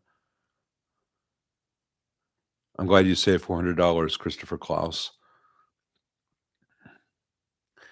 Christian Bottom said, "I had 3 Bugera Tri-Rex in a row. They all blew up gloriously. Lesson learned." Um, I'm sorry that happened to you, but yeah, Bugera is just awful. The best series has been the amps for under X dollars. Keep them coming, says Darren. I'm gonna try to get the amps under 2000 video part 1 done in the next week or two. Yeah, you can break in speakers with Variax, but you need to be very, very careful. You want to have very low voltage on that. Um, Andrew Schatz says, any experience with a Line 6 DT50 designed with Bogner? Yeah, but it's not a good experience, and I don't expect that you would have a good experience either. Brad's Guitar Garage just did one of those so about a week or so ago. Go back and look for that on his. Yeah, hopefully, he'll chime in and let you know which one it was.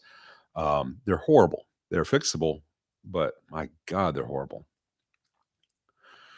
In my opinion, what's the best entry-level AC Vox? It won't break the bank now or later. Failure issues. The AC15 C1 or the AC50 AC30 C2. The X just means that it has blue speakers versus the greenbacks. If you can't afford the X model, you can get the standard one with greenbacks and upgrade the speakers later, should you wish, and that way you can defer the cost. Both of them are fantastic. Notice I did not say the 10. I did not say the 4. The 15 or the 30 are the ones that you want. These are not the boxes you're looking for. That was a terrible Alex Guinness. I have to warm up to Alex Guinness. He's a very different accent than, my default is just Hard Day's Night or Help. Yeah. I'm not a subscriber. Yeah, I asked Brad about the Line 6. Thanks, David Picarsi.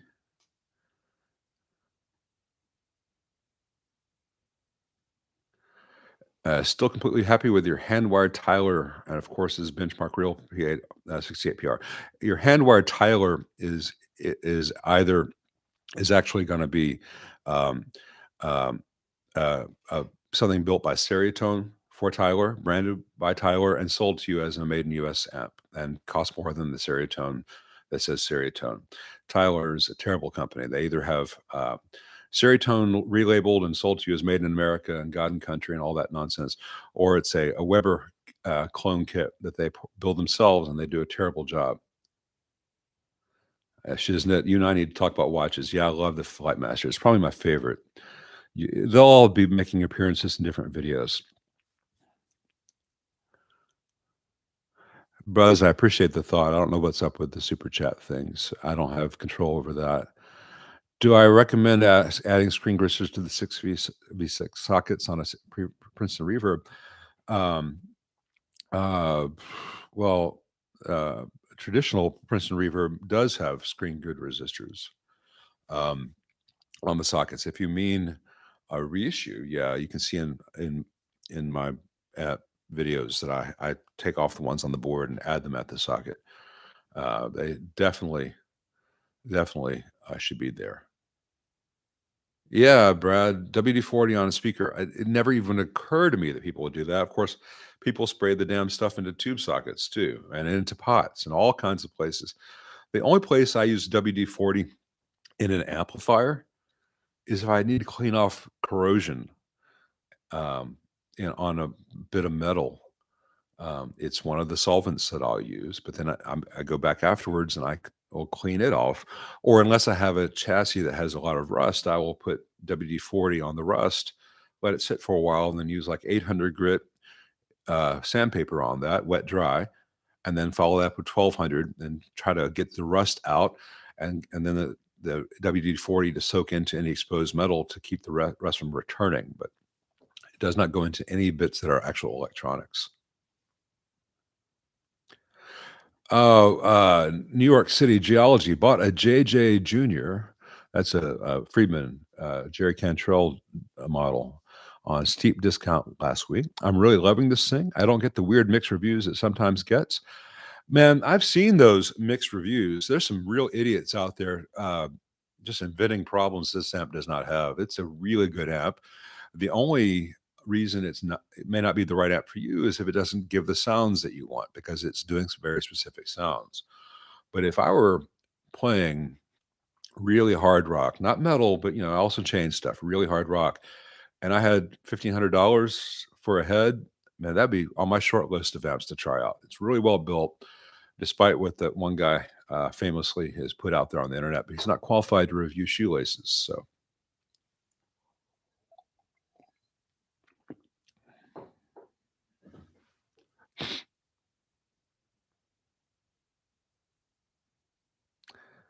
ooh, you had 2 expensive watches stolen. Yeah, that's another reason I don't I have no interest in having a $5,000 plus watch. I don't think I'd ever pay more than $1,000 for a watch unless it painted my house, because my real interest is guitars, and I have got some really nice ones, and but my most expensive guitar, uh, I, as far as what I paid for it, I'm not sure. It's either the 335, which I paid 3,900 for used, or the Southern Jumbo, because I'm not sure what I paid for it, what it's worth today. And I paid it. I actually got a real good deal on it in 1999 or 2000. I got it for like 850 because the store that had it was going out of business. And I know that to replace it 5 years ago, I looked up what Bozeman, Montana is charging. It was like 3,000 for this model. Of course, I've got a bone nut, I've got a bone saddle. Aside from the B band, not B band, this is the bags. Aside from all that, and the patina, which is and the I had the frets done. So this I probably got $500, $600 worth of work done to this guitar. On top of that, this would probably be the same price to replace as the 335. It's not about how expensive is it. I also love that Eastman over there, which is $1,000 a year and a half, 2 years ago. But I, I'd rather have really 4 or 5 really nice guitars than one mega expensive watch that would impress no one worth impressing. Now, if you have really nice watches, that's great. There's a certain joy in just the design and execution and craftsmanship. But I don't. That's not an itch that I have. It's like a Porsche. I love the concept of a 911. They're one of the most beautiful objects ever conceived and made by man using metal. Um, I have no desire to own one. I have no desire to pay for the gas or insurance or buy tires for one. But I love the concept that this thing exists as a superlative example of its craft. Um,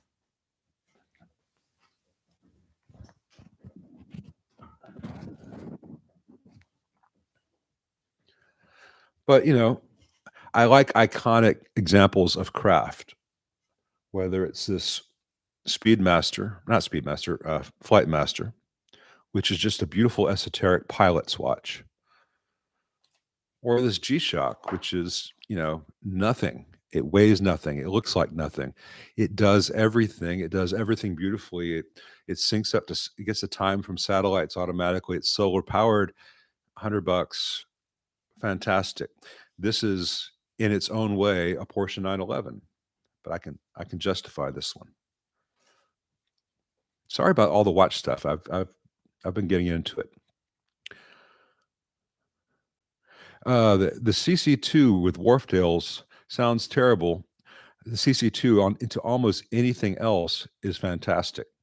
Yeah, I would recommend, you want in the 200 to $250 range, Joseph C3 for an AC30 CC2. I would probably go with, um, what I'd use in my shop cab actually, which you've heard in a ton of Vox videos and a ton of other videos. It's a WGS ET65 and a WGS Veteran 30.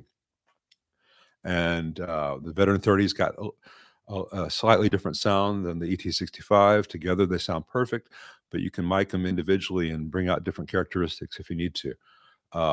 That would be a great all around and would transform the sound of your CC2, which is a great amp hampered by the Wharfdales. And you'd be right there, 2 to 250, including shipping.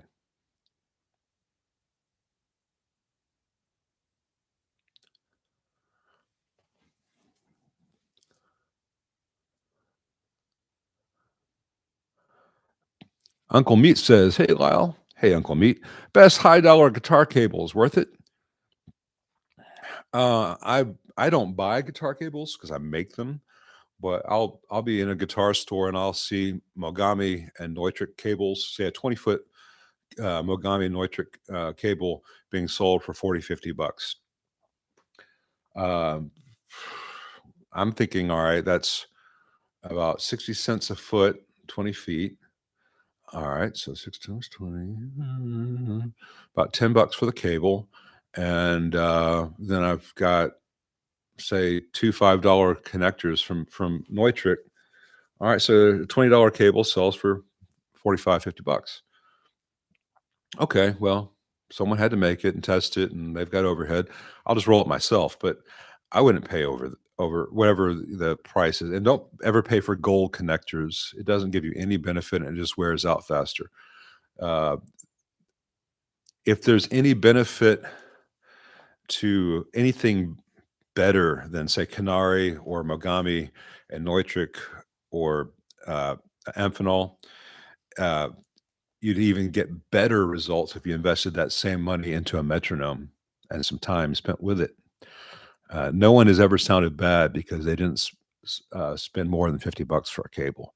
And I typically have about 20 to $30 in any one of my cables, including the ones which have the switched silent plugs,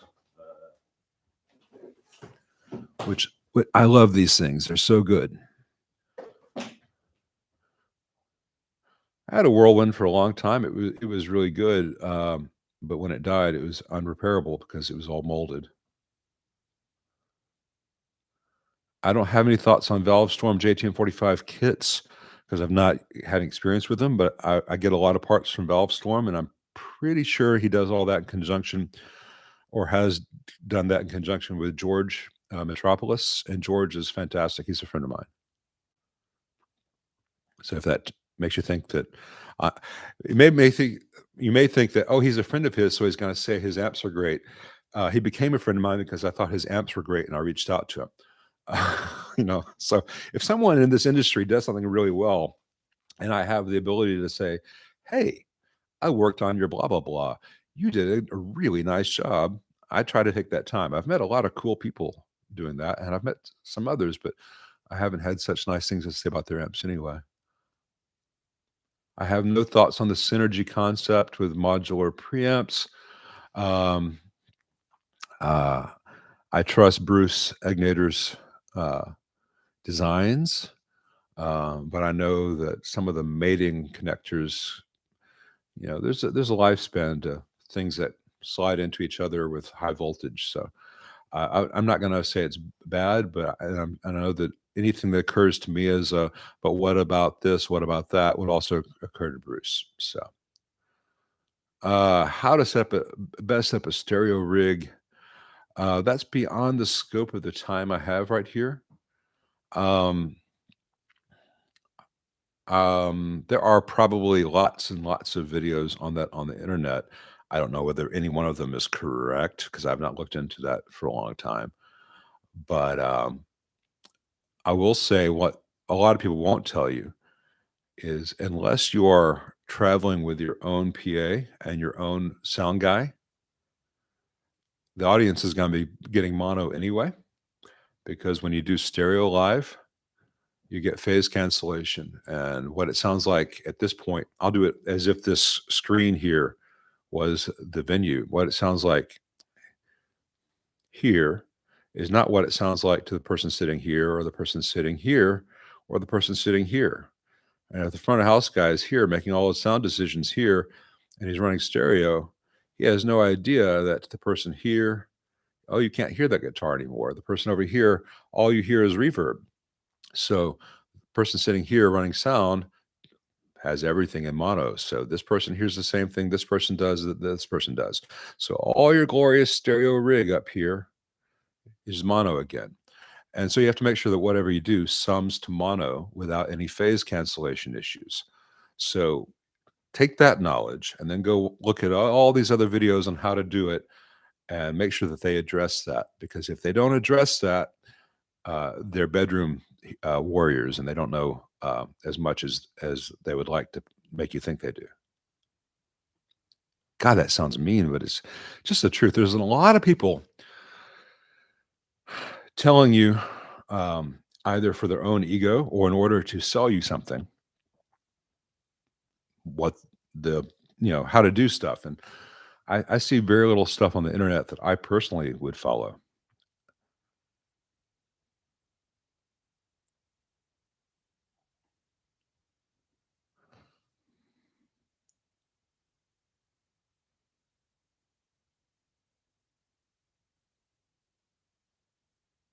Hey, Lee Tinsel. Does the size of the capacitor in the bias circuit affect sag or feel of the amp? To a degree, it also affects the time when you power the amp up. If you have too large total capacitance in your bias circuit, then it takes a while for the bias to be on, and you never want to have a situation where the B plus is active before the bias supply is active. You always want to have the bias supply active first. So in general, you want to use as little bias filtering as possible. In a Marshall circuit, which has two capacitors, I'll see mazes and stuff that has dual 47s there. I change those out to dual 10s. It's just fine. You don't need a ton of defiltering. On Fenders, some of them use 25 microfarads, some of them use 50. In general, you can um, do one of two ways. On a Fender, which I say the Marshall, the Fender Bassman and 5E8A, or I'm sorry, 5F8. 8A also is that where the Marshall bias with two caps came from. But on most Fenders, they have one capacitor in the bias supply. Oftentimes it was a 25, later a 70. You can increase that. You can go up to 100. My preference is 47 microfarad, just because I know it's not going to be so slow to charge up that the B plus is there before the bias is. We're talking milliseconds, but this can matter just in terms of the design. Another Fender, sometimes no matter what you do for that bias cap, there's still going to be hum. And I've had this on some other brands where, huh, so 47 microfarad there. It should be plenty quiet, but there's a hum, and I can put the scope on there and say, yep, it's in the bias supply. I'll change that cap to a 22, and then I'll add another 22 at the wiper of the pot. So you go into a two cap setup. You just don't want to add two 100s or anything, because then it changes the timing ratio. Scott Wilcox says, I appreciate that you recommend Halford loudspeakers. Yeah, Dave does fantastic work.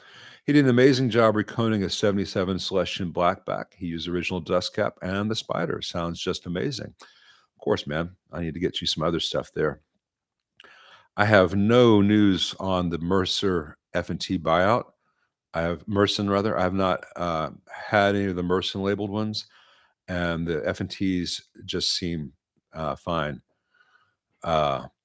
So time will tell. I have good expectations there. It's a good German company. Uh, no, I'm not a fan of all things German. I've never historically cared for their foreign policy, but their food and their engineering have been pretty good. My family is half Scots and half German, so we've always had the German food and the Scottish foreign policy. To anyone in Germany or Scotland, I love you, except you.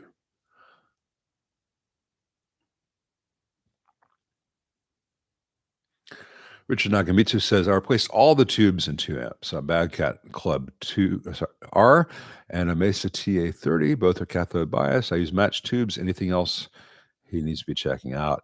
Not unless you're capable of measuring what the actual bias is and seeing if they made the correct decisions, in which case, if sometimes people do cathode biasing way too hot. And a lot of times people are cathode biasing something and they just copy Vox and they stick a 100 ohm screen grid resistor in there because Vox did, and it's stupid. And so sometimes you need to increase the screen grid resistor. But without having those amps in front of me or the schematics, I can't tell you specifically. But you're probably okay.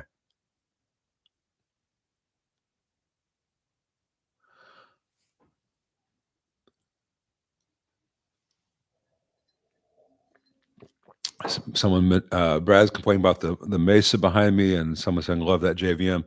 Yeah, I put these amps on the bench so you don't see the clutter on the bench behind me because I've just got all kinds of stuff scattered up around. Every 2-3 months, I totally clean everything. I just haven't had time to do that. And there are people who will use a tool and then put it back or get in the middle of something and then put everything in little trays and put them away. I want to be that person, but in general, I just accumulate clutter until it's time to clean up because I can't find anything anymore. I'm close to that point right now.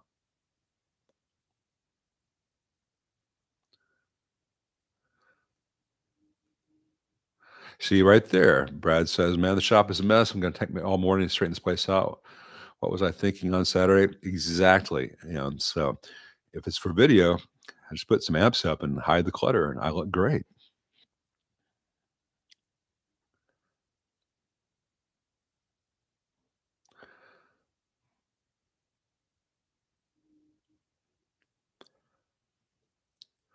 Let's see. I'm now caught up to what people were saying while I took the first break.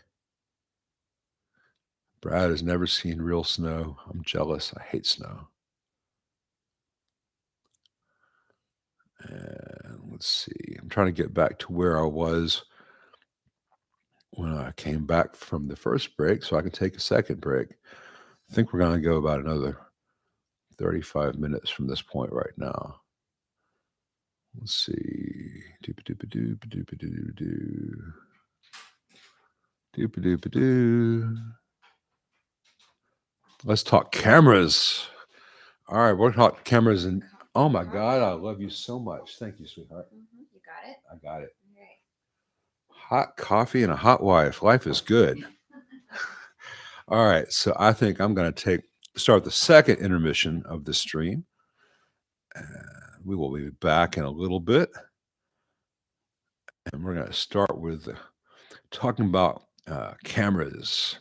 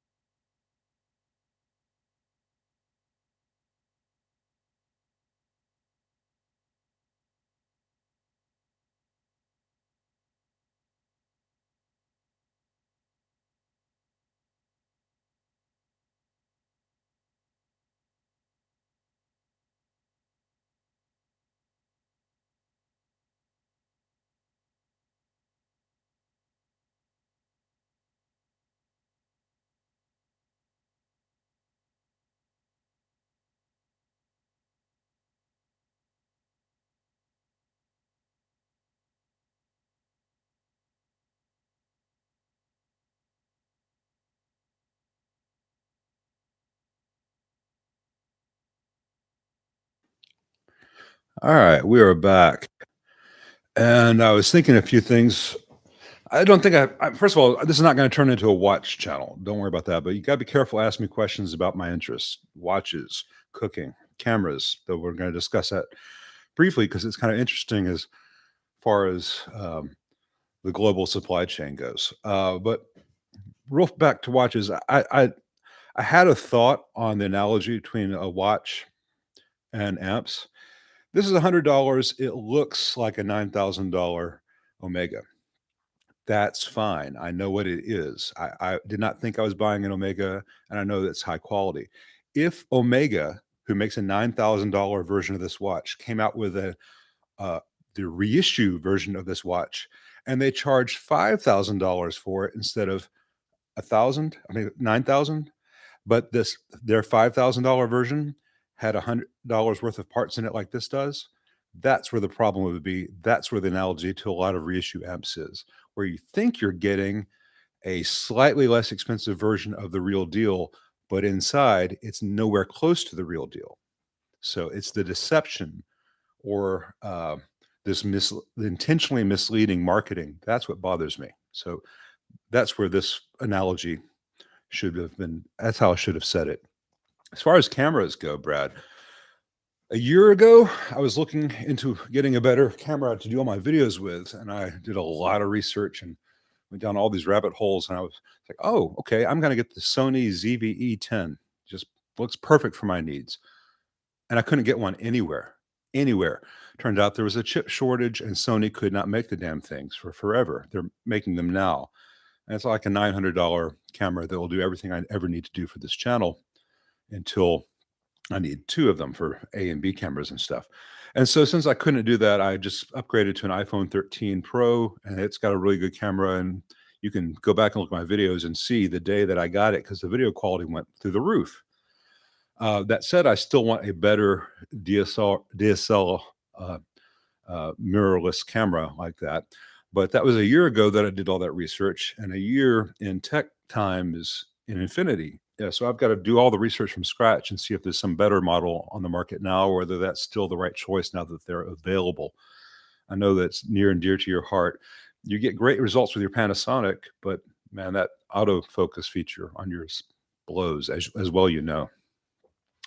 Hey, RJ, thanks very much for that. I can have many beers on you for that. Thank you. What are my thoughts and what would I change on the Sweetwater Princeton Reverb? I think that's the one that's like in a red leather. Um, I don't I don't remember what speaker it has in it. Um, or is that the tweed one? The tweed one I hate. I don't think tweed belongs on a 60s Fender. It's just is a confused mess. But I think it's just the tweed covering in a 12-inch baffle.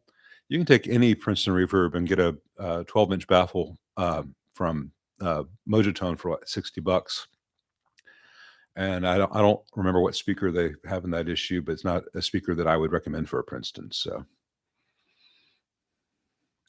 I need to look into Cocaine Bear, Brad. It was mentioned on your chat yesterday. I haven't had a chance to look into it, but I'm intrigued because you think I wouldn't like it. Yeah, challenge accepted. Who do people in Southern California like for an amp tech? Well, there's Roy Blankenship, certainly. Friedman, though I'm not sure if he does any teching, unless you've got quite a bit of money and time, because he can't afford to specialize on very high-end specialized stuff. And this kills me because I think highly of her.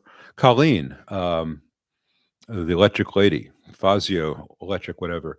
I think she's in Southern California. She seems to really know her stuff, but I don't know everyone down there.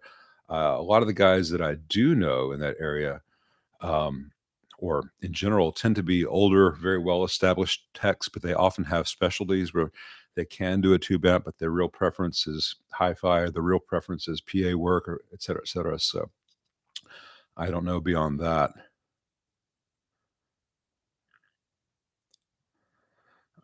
Dustin, you old YBA1, I got a little shock.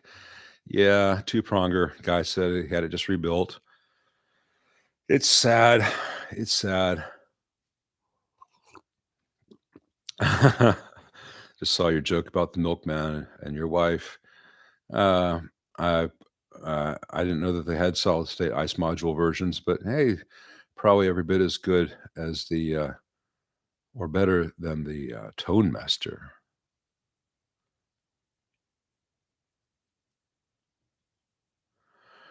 As a small amp builder going wider and wider, Echo says, what would you say? Deposit first or 100% up front, then I should start the amp? Thanks.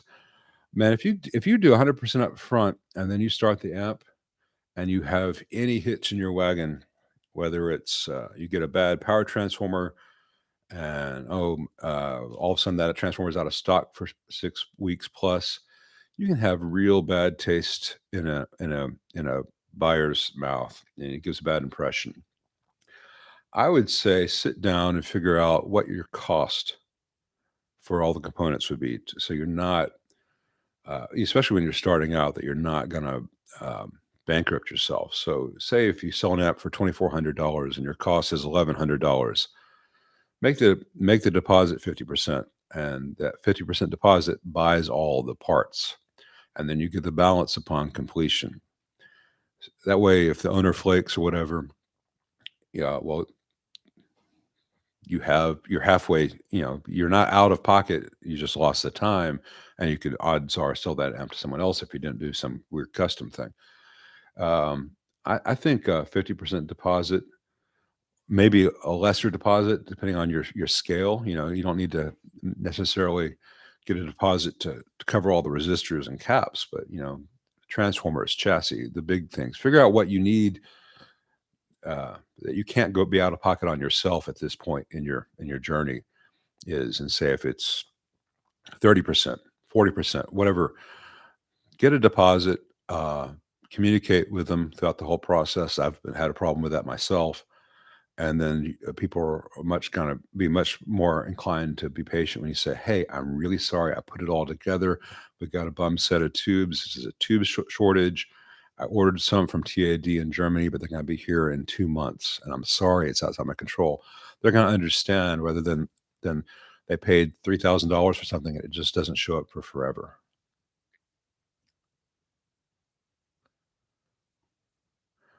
I've not worked on the 5153 100-watt Stealth. Um, uh, I've not worked on the I've only worked on one of the Fender version of the EVH, and it was terrible, and everyone I've seen pictures of has been horrible, and every tech I know who worked on them, reports nightmares. So they're just really, really, the best thing I could say is that they're overly optimistic about the, build approach and how it should work. Wildly over enthusiastic and optimistic. I would not recommend them. Uh, I don't have any thoughts on James Brown joining the EVH brand. If he has, well, he's had a long association with them, and I've spoken to him a few times. He's a good tech, and he was on the PVs. He was working to a very hard and fast price ceiling. So I think he did overall a pretty good job of making something which did the sound people wanted at the price people would pay. I His fault that his job was to make the world's cheapest SLO and stick a different badge on it.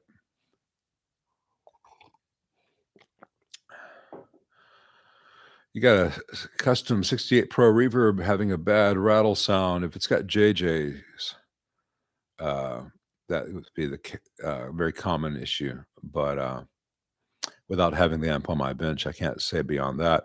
Always make sure that the baffle screws are tight. Make sure that the screws holding the speaker are tight. Uh, Tap on tubes. Is it a rattle or is it a ring? Can you describe the ruckus, sir? But beyond that, without having the amp in front of me, I can't speculate too much. Yeah, switch mode power supplies are awful as well, Brad. Um, um, no, Edison was AC and Tesla was DC. Sorry, Travis, to argue with you, but that's why we have AC supply lines as First implemented in the Chicago World Fair Exposition of 1882, 92. I can't remember which year that was.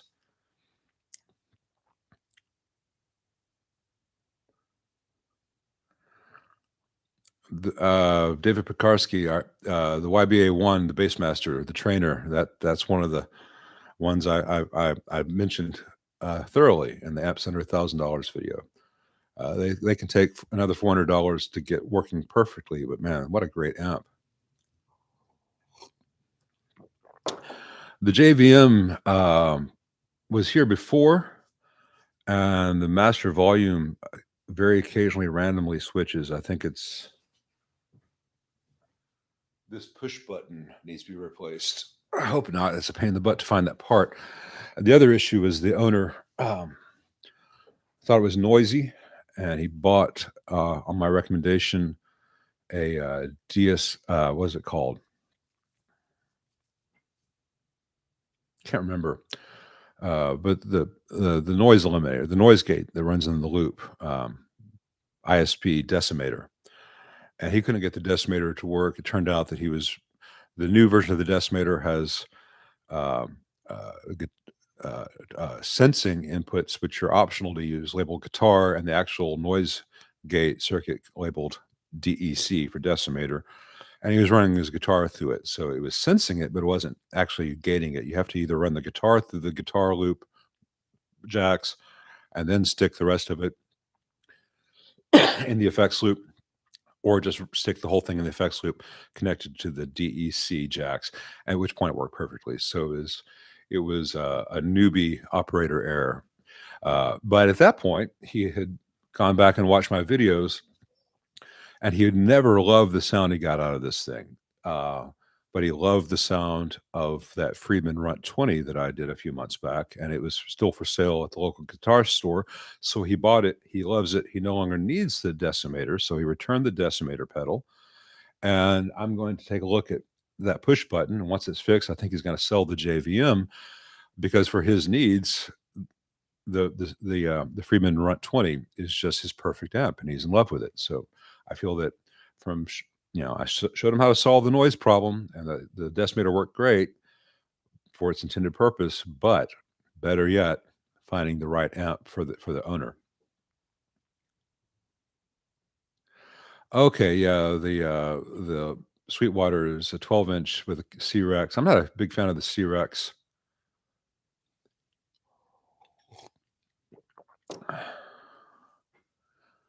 I just don't like the sound of them. They're better than a C12K, but I don't think they're great. Shoo-doo-doo-doo-doo.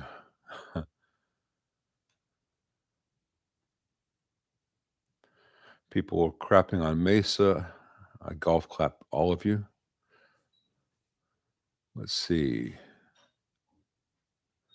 800 for a silver-faced twin reverb with G12 Century Vintage. Not my favorite speakers, but there's nothing wrong with them. Depending on the condition of the amp, an $800 twin reverb seems right in line with the going rates, and they're good amps, really good amps. I just restored a 78, 79 Pro for about $300. I mean, really, a lot of all the electrolytics, all the DC removed, dewaxed, and that thing sounds phenomenal. And same thing would be for the twin from the same year. So they're great amps. $800 these days is a steal, considering that if you were to get a silver face deluxe reverb, you're over $2,000 if you can find one.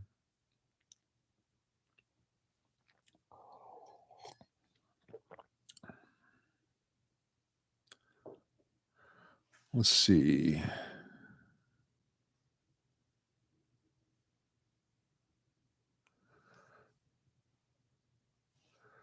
I'm trying to play catch up, and I'm sorry that I can't.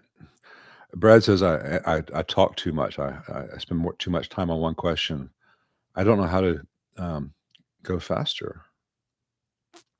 Rafiot says, in the Princeton upgrades video, I mentioned a mod that increases the headroom of the amp.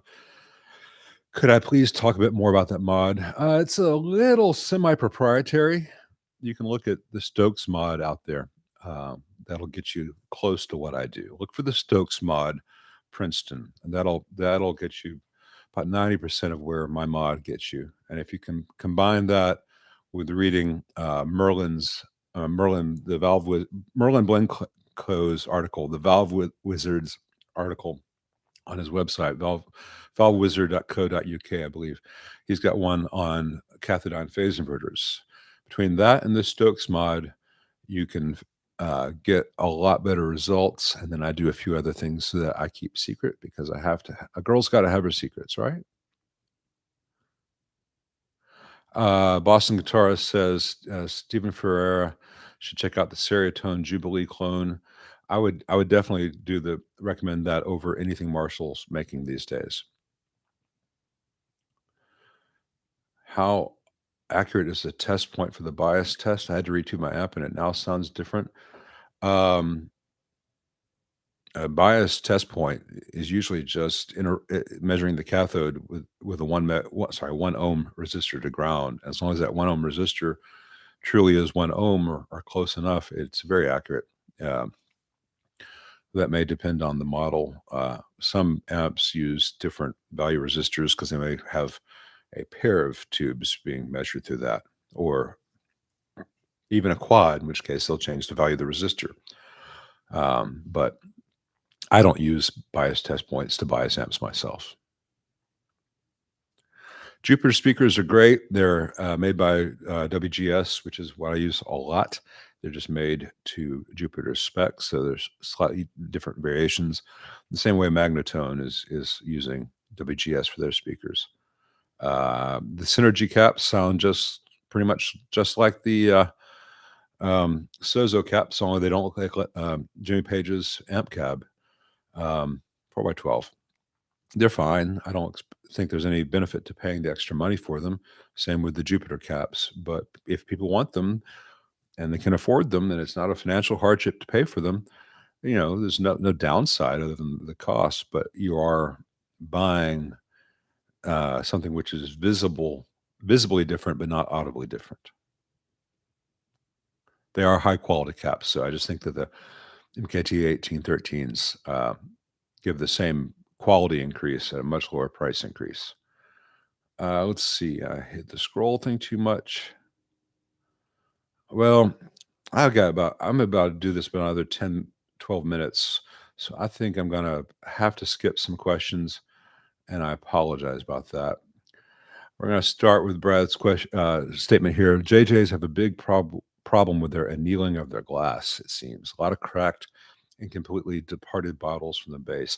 Yeah, I've had a lot of JJs in the last year or two that lose vacuum and the glass shatters. In fact, I just put a brand new ECC 83 into an amp the other day, and as soon as the little tube shield went on, I heard, and I took the tube shield off. It was white, and that was just from the slightest pressure. I think they're having a problem with the glass going real thin. JJ's had a lot of problems the past 3 years. They had a terrible production issue with COVID and their workers. They had a huge demand for orders on top of that because of everything with Russia, and they were trying to and Schwagang being shut down. They were trying to fill a void, and they were operating at a lower capacity. And I don't know their business. I don't know if they make the glass or have the glass made for them, et cetera, et cetera, et cetera, what the setup is. It's possible that the company that they use for the glass is having similar problems. I don't know. But I know that the JJs of the past 2 years have not been of the same quality as years previous. And I hope that they correct that because they have always been a good, reliable, inexpensive tube. And Lord knows we need those. So I hope that they get it all fixed. In the meantime, whenever possible, right now, I've been using and recommending the Tube Amp Doctor series, the red base when possible. Some of them are called red base, even though the tubes don't have bases, but they're made by the Pisvane Chinese factory, TAD's Tube Amp Doctors spec.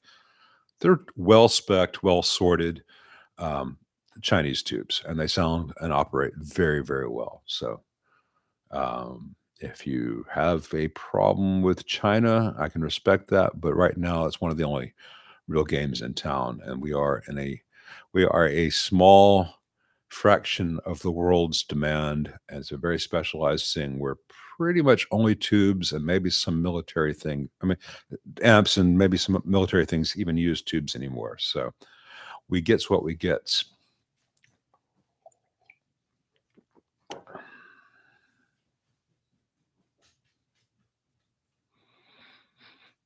Okay. Oliveville likes his Milkman 1 watt plus. That's good. I look forward to having a Milkman on the bench. There just aren't that many of them that seem to be floating around. But I've heard great things. I think they're visually kind of look like a kit that someone stuck a different logo on, but hopefully they're great. But not everything is style the way I like it to be. Whew, any thoughts on the old Baldwin C1 solid state amps? Is the cost of bringing back worth the trouble? Man, that would be a real money pit to get it working again, and it's not that great a sounding amp.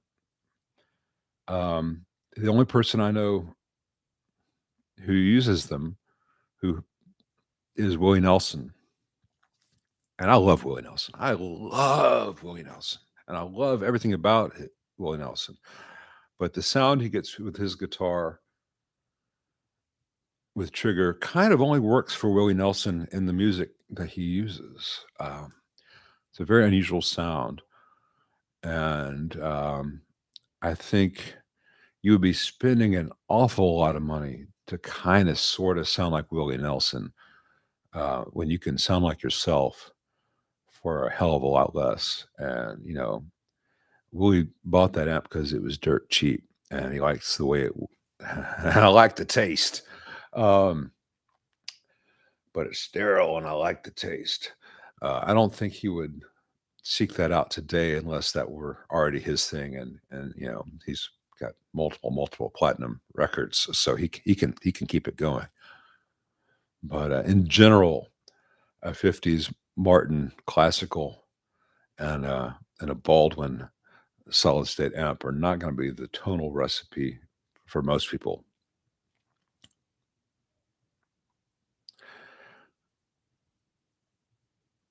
All right. Yeah. Neil Scott says recently got a 77 Super Reverb, 70-watt ultralinear. Absolutely love it. Unbelievably, it still has the original filter caps, which I'll be replacing. Yes, there's a noticeable hum. Cool Xerox 6L6s, 1,000 pounds. Yeah. I did two late 70s. I did three. I did a Super Reverb, I did a Twin, and I did a Pro Reverb. And on one of them, I changed it to having a choke, not ultralinear. The others I just restored. All three of them sound great. The main thing is with that era with the master volume, don't use the push pull. And many of the master volumes of that era have a bright cap, which make it sound horrible as you turn it down. So remove that bright cap and go forth and play music. They're really great amps, even if they don't get the love as say a 66 does. If Jimi Hendrix had lived another 10 years, we couldn't afford to play a 75 Twin, a 78 Bandmaster, whatever, because he would have used them and the price would go through the roof.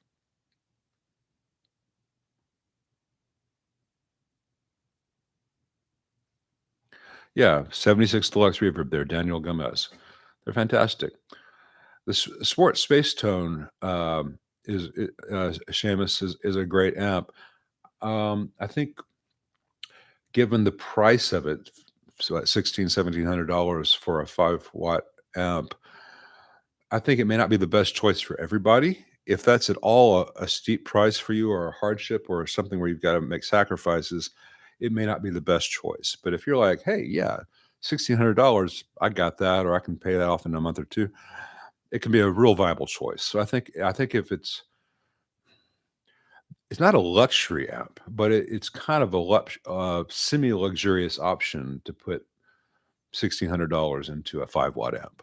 But if you got it, it's money's well spent. They're phenomenal amps. I think they're lovely. If you have a small studio or you just play for yourself or you do jazz gigs, it'll pay for itself. But if it's just like, I wanna have an example of this, or I just like the look, if it's any kind of hardship to pay that money for it, don't, because you can probably get someone to build you a Champ kit for 800 bucks or less. Yeah, yeah. Let's see, Plexi style Amped recommendation, any price range, best build quality. Yeah, the Sur SL68 would be hard to beat. If you want a Plexi style, Metropolis has got some great ones.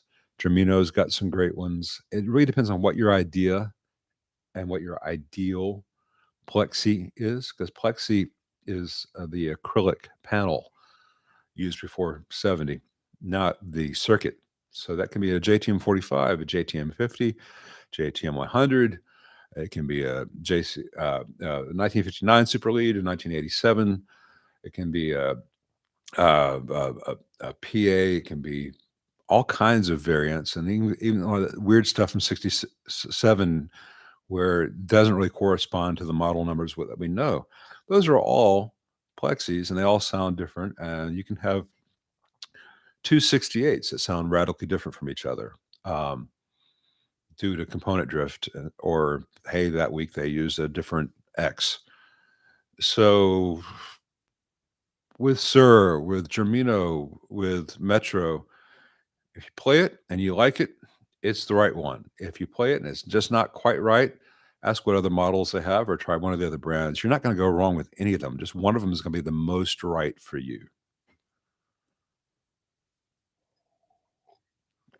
Yeah, Seth B, the Baldwin, and it's like some of the really cool Super Beetles that Thomas Morgan did. I've had people send me that stuff, and I'm like, I if the stars align, I can fix it. It's gonna be ungodly expensive, because I've gotta find any germanium transistors that are still available, overpay for a batch of them, sort through to find the ones which even work, and once I find the ones that even work, I've gotta figure out what the gain actually is, and then, the old ones were just like blue, yellow, green, et cetera, red, depending on what the gain was. I gotta find some old document that was a Xerox of a Xerox that got scanned and say, okay, blue equaled somewhere around 70, red equals somewhere around 85, or, and then figure out, all right, this one would work for here in the circuit, but not for here or here. It's really like restoring, I mean, truly restoring a vintage car where the parts haven't been available. You've got to be willing and capable of buying three old non-working cars of the same model to scavenge the parts to make one that does still work. And that's a real expensive hobby for most people.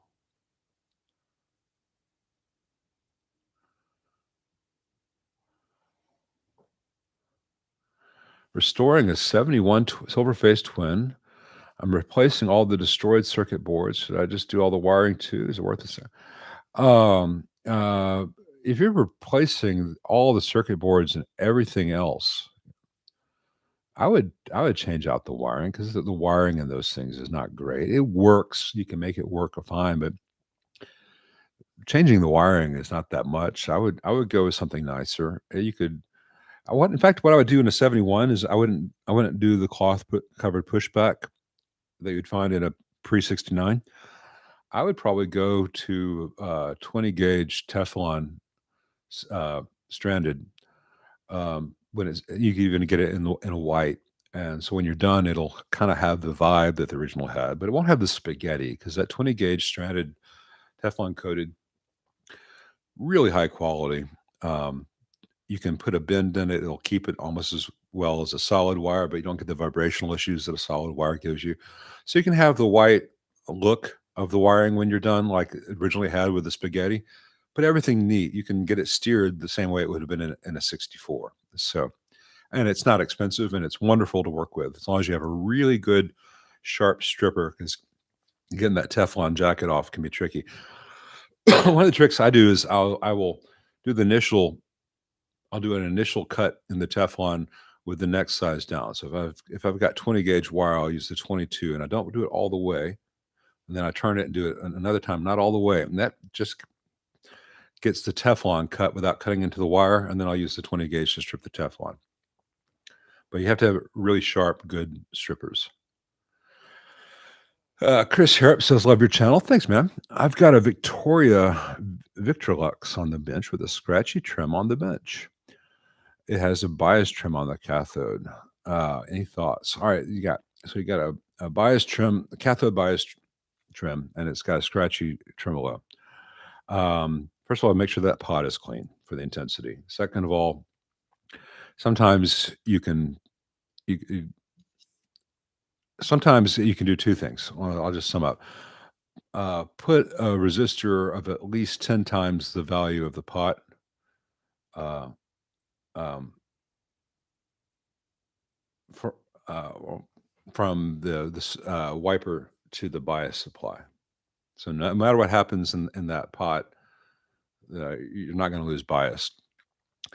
Second of all, make sure that the uh, DC blocking cap feeding the coupling cap feeding that from the tremolo doesn't have any leak. Um, you can even put make a 10 meg resistor from that cap output to ground, just to say, hey, any DC go through this, and all the AC can keep going to the bias circuit. Um, you should not need that second resistor, but it's always good in a cathode biased, um, or well, not a cathode bias, but a variable bias, whether it, what's the word I'm looking for?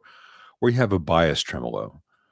Whenever you have a bias tremolo, whether it's fixed bias or cathode bias, it's good to have an additional resistor, say a 2 meg if it's a 250K pot, from the wiper to either the bias supplier or the wiper to ground. So if you have a AC 15, you look at the Vox one. The current ones they uh, they stick a 1 meg across that. You can do a 2.2 meg. That's to ground. So no matter what happens, you're not going to lose. If that pot fails, you're not going to lose anything. And the Princeton reverb with a with the actual adjustable fixed bias coming into one side of that, stick a 2 meg across that 2.2 meg from wiper to the bias. It takes a lot of the variables and sometimes the noise out of that. That's a really long-winded supply just because I couldn't find my words. And that's why I'm a pro. Uh, if you are a huge Hendrix fan, 100-watt super lead style, before you spend that kind of money on a 100-watt super lead, make sure that you play some variant of a 100-watt super lead. Relatively few people these days have, and they are just ungodly loud. If Hendrix were here to say, if dear Jimmy were here with me in this room, he'd be saying, "What? What?" a lot. Um, I just think it's way more amp than 90% of modern guitarists will ever have a need for. You would definitely want one with a very well implemented master volume. I'm about to wrap this up just 'cause we've been doing about 2.5 hours or over 2.5 hours now. Um, have I ever worked on the Vox Classic Plus? Yeah, they're not very good. They have the same build as the CC AC30 CC, the Custom Classic, which is not bad, but needs some improvement. But they were asking a lot out of those amps, and they're visually, I think, very ugly. And they're not at all the same amp as the original AC50 and AC100 from the 60s. So I think it's a little bit of setting people up for disappointment. Oh man, it's FB. You got a 16 for 24T. Those are fantastic. Uh, wow, she really wanted that Baldwin if you trade an ES 125 and ES 330. But I'm glad you got it fixed. That's a labor of love. Fuse was duct taped in. Yeah, that's a total vintage amp there. I think we're gonna wrap it up now, and I really appreciate you all being with us, being with me, and putting up with my rambling and trying to find my big boy words and all that fun stuff. Um, I'll try to let's see. Today is the 26th. I'm gonna be out of town one weekend of the coming month. So maybe next weekend we'll do it again or something like that. Usually, I'm gonna be aiming for Saturdays on these, but I had to down and visit my daughter at college yesterday, and I was gonna do it last Saturday, the Saturday previous, but I had a relative, a second cousin who died, and, thank you for any thoughts. I didn't I not we did not really know each other, but we have many family members in common who did, and so I was there to be supportive of everyone who was going through that loss. So I could not stop in the middle of the funeral to talk about guitars and stuff. But hope everyone has a great week. Hope you're all well. Thank you very much for being here, Brad. As always, thank you for modding and kicking out bots and such. And if anyone wants more stuff, check out Brad's channel as well. He deserves many more subscribers. Hint, hint, hint. In stream here. And now I'm remembering this time that I've got to hit the second button for it actually to stop.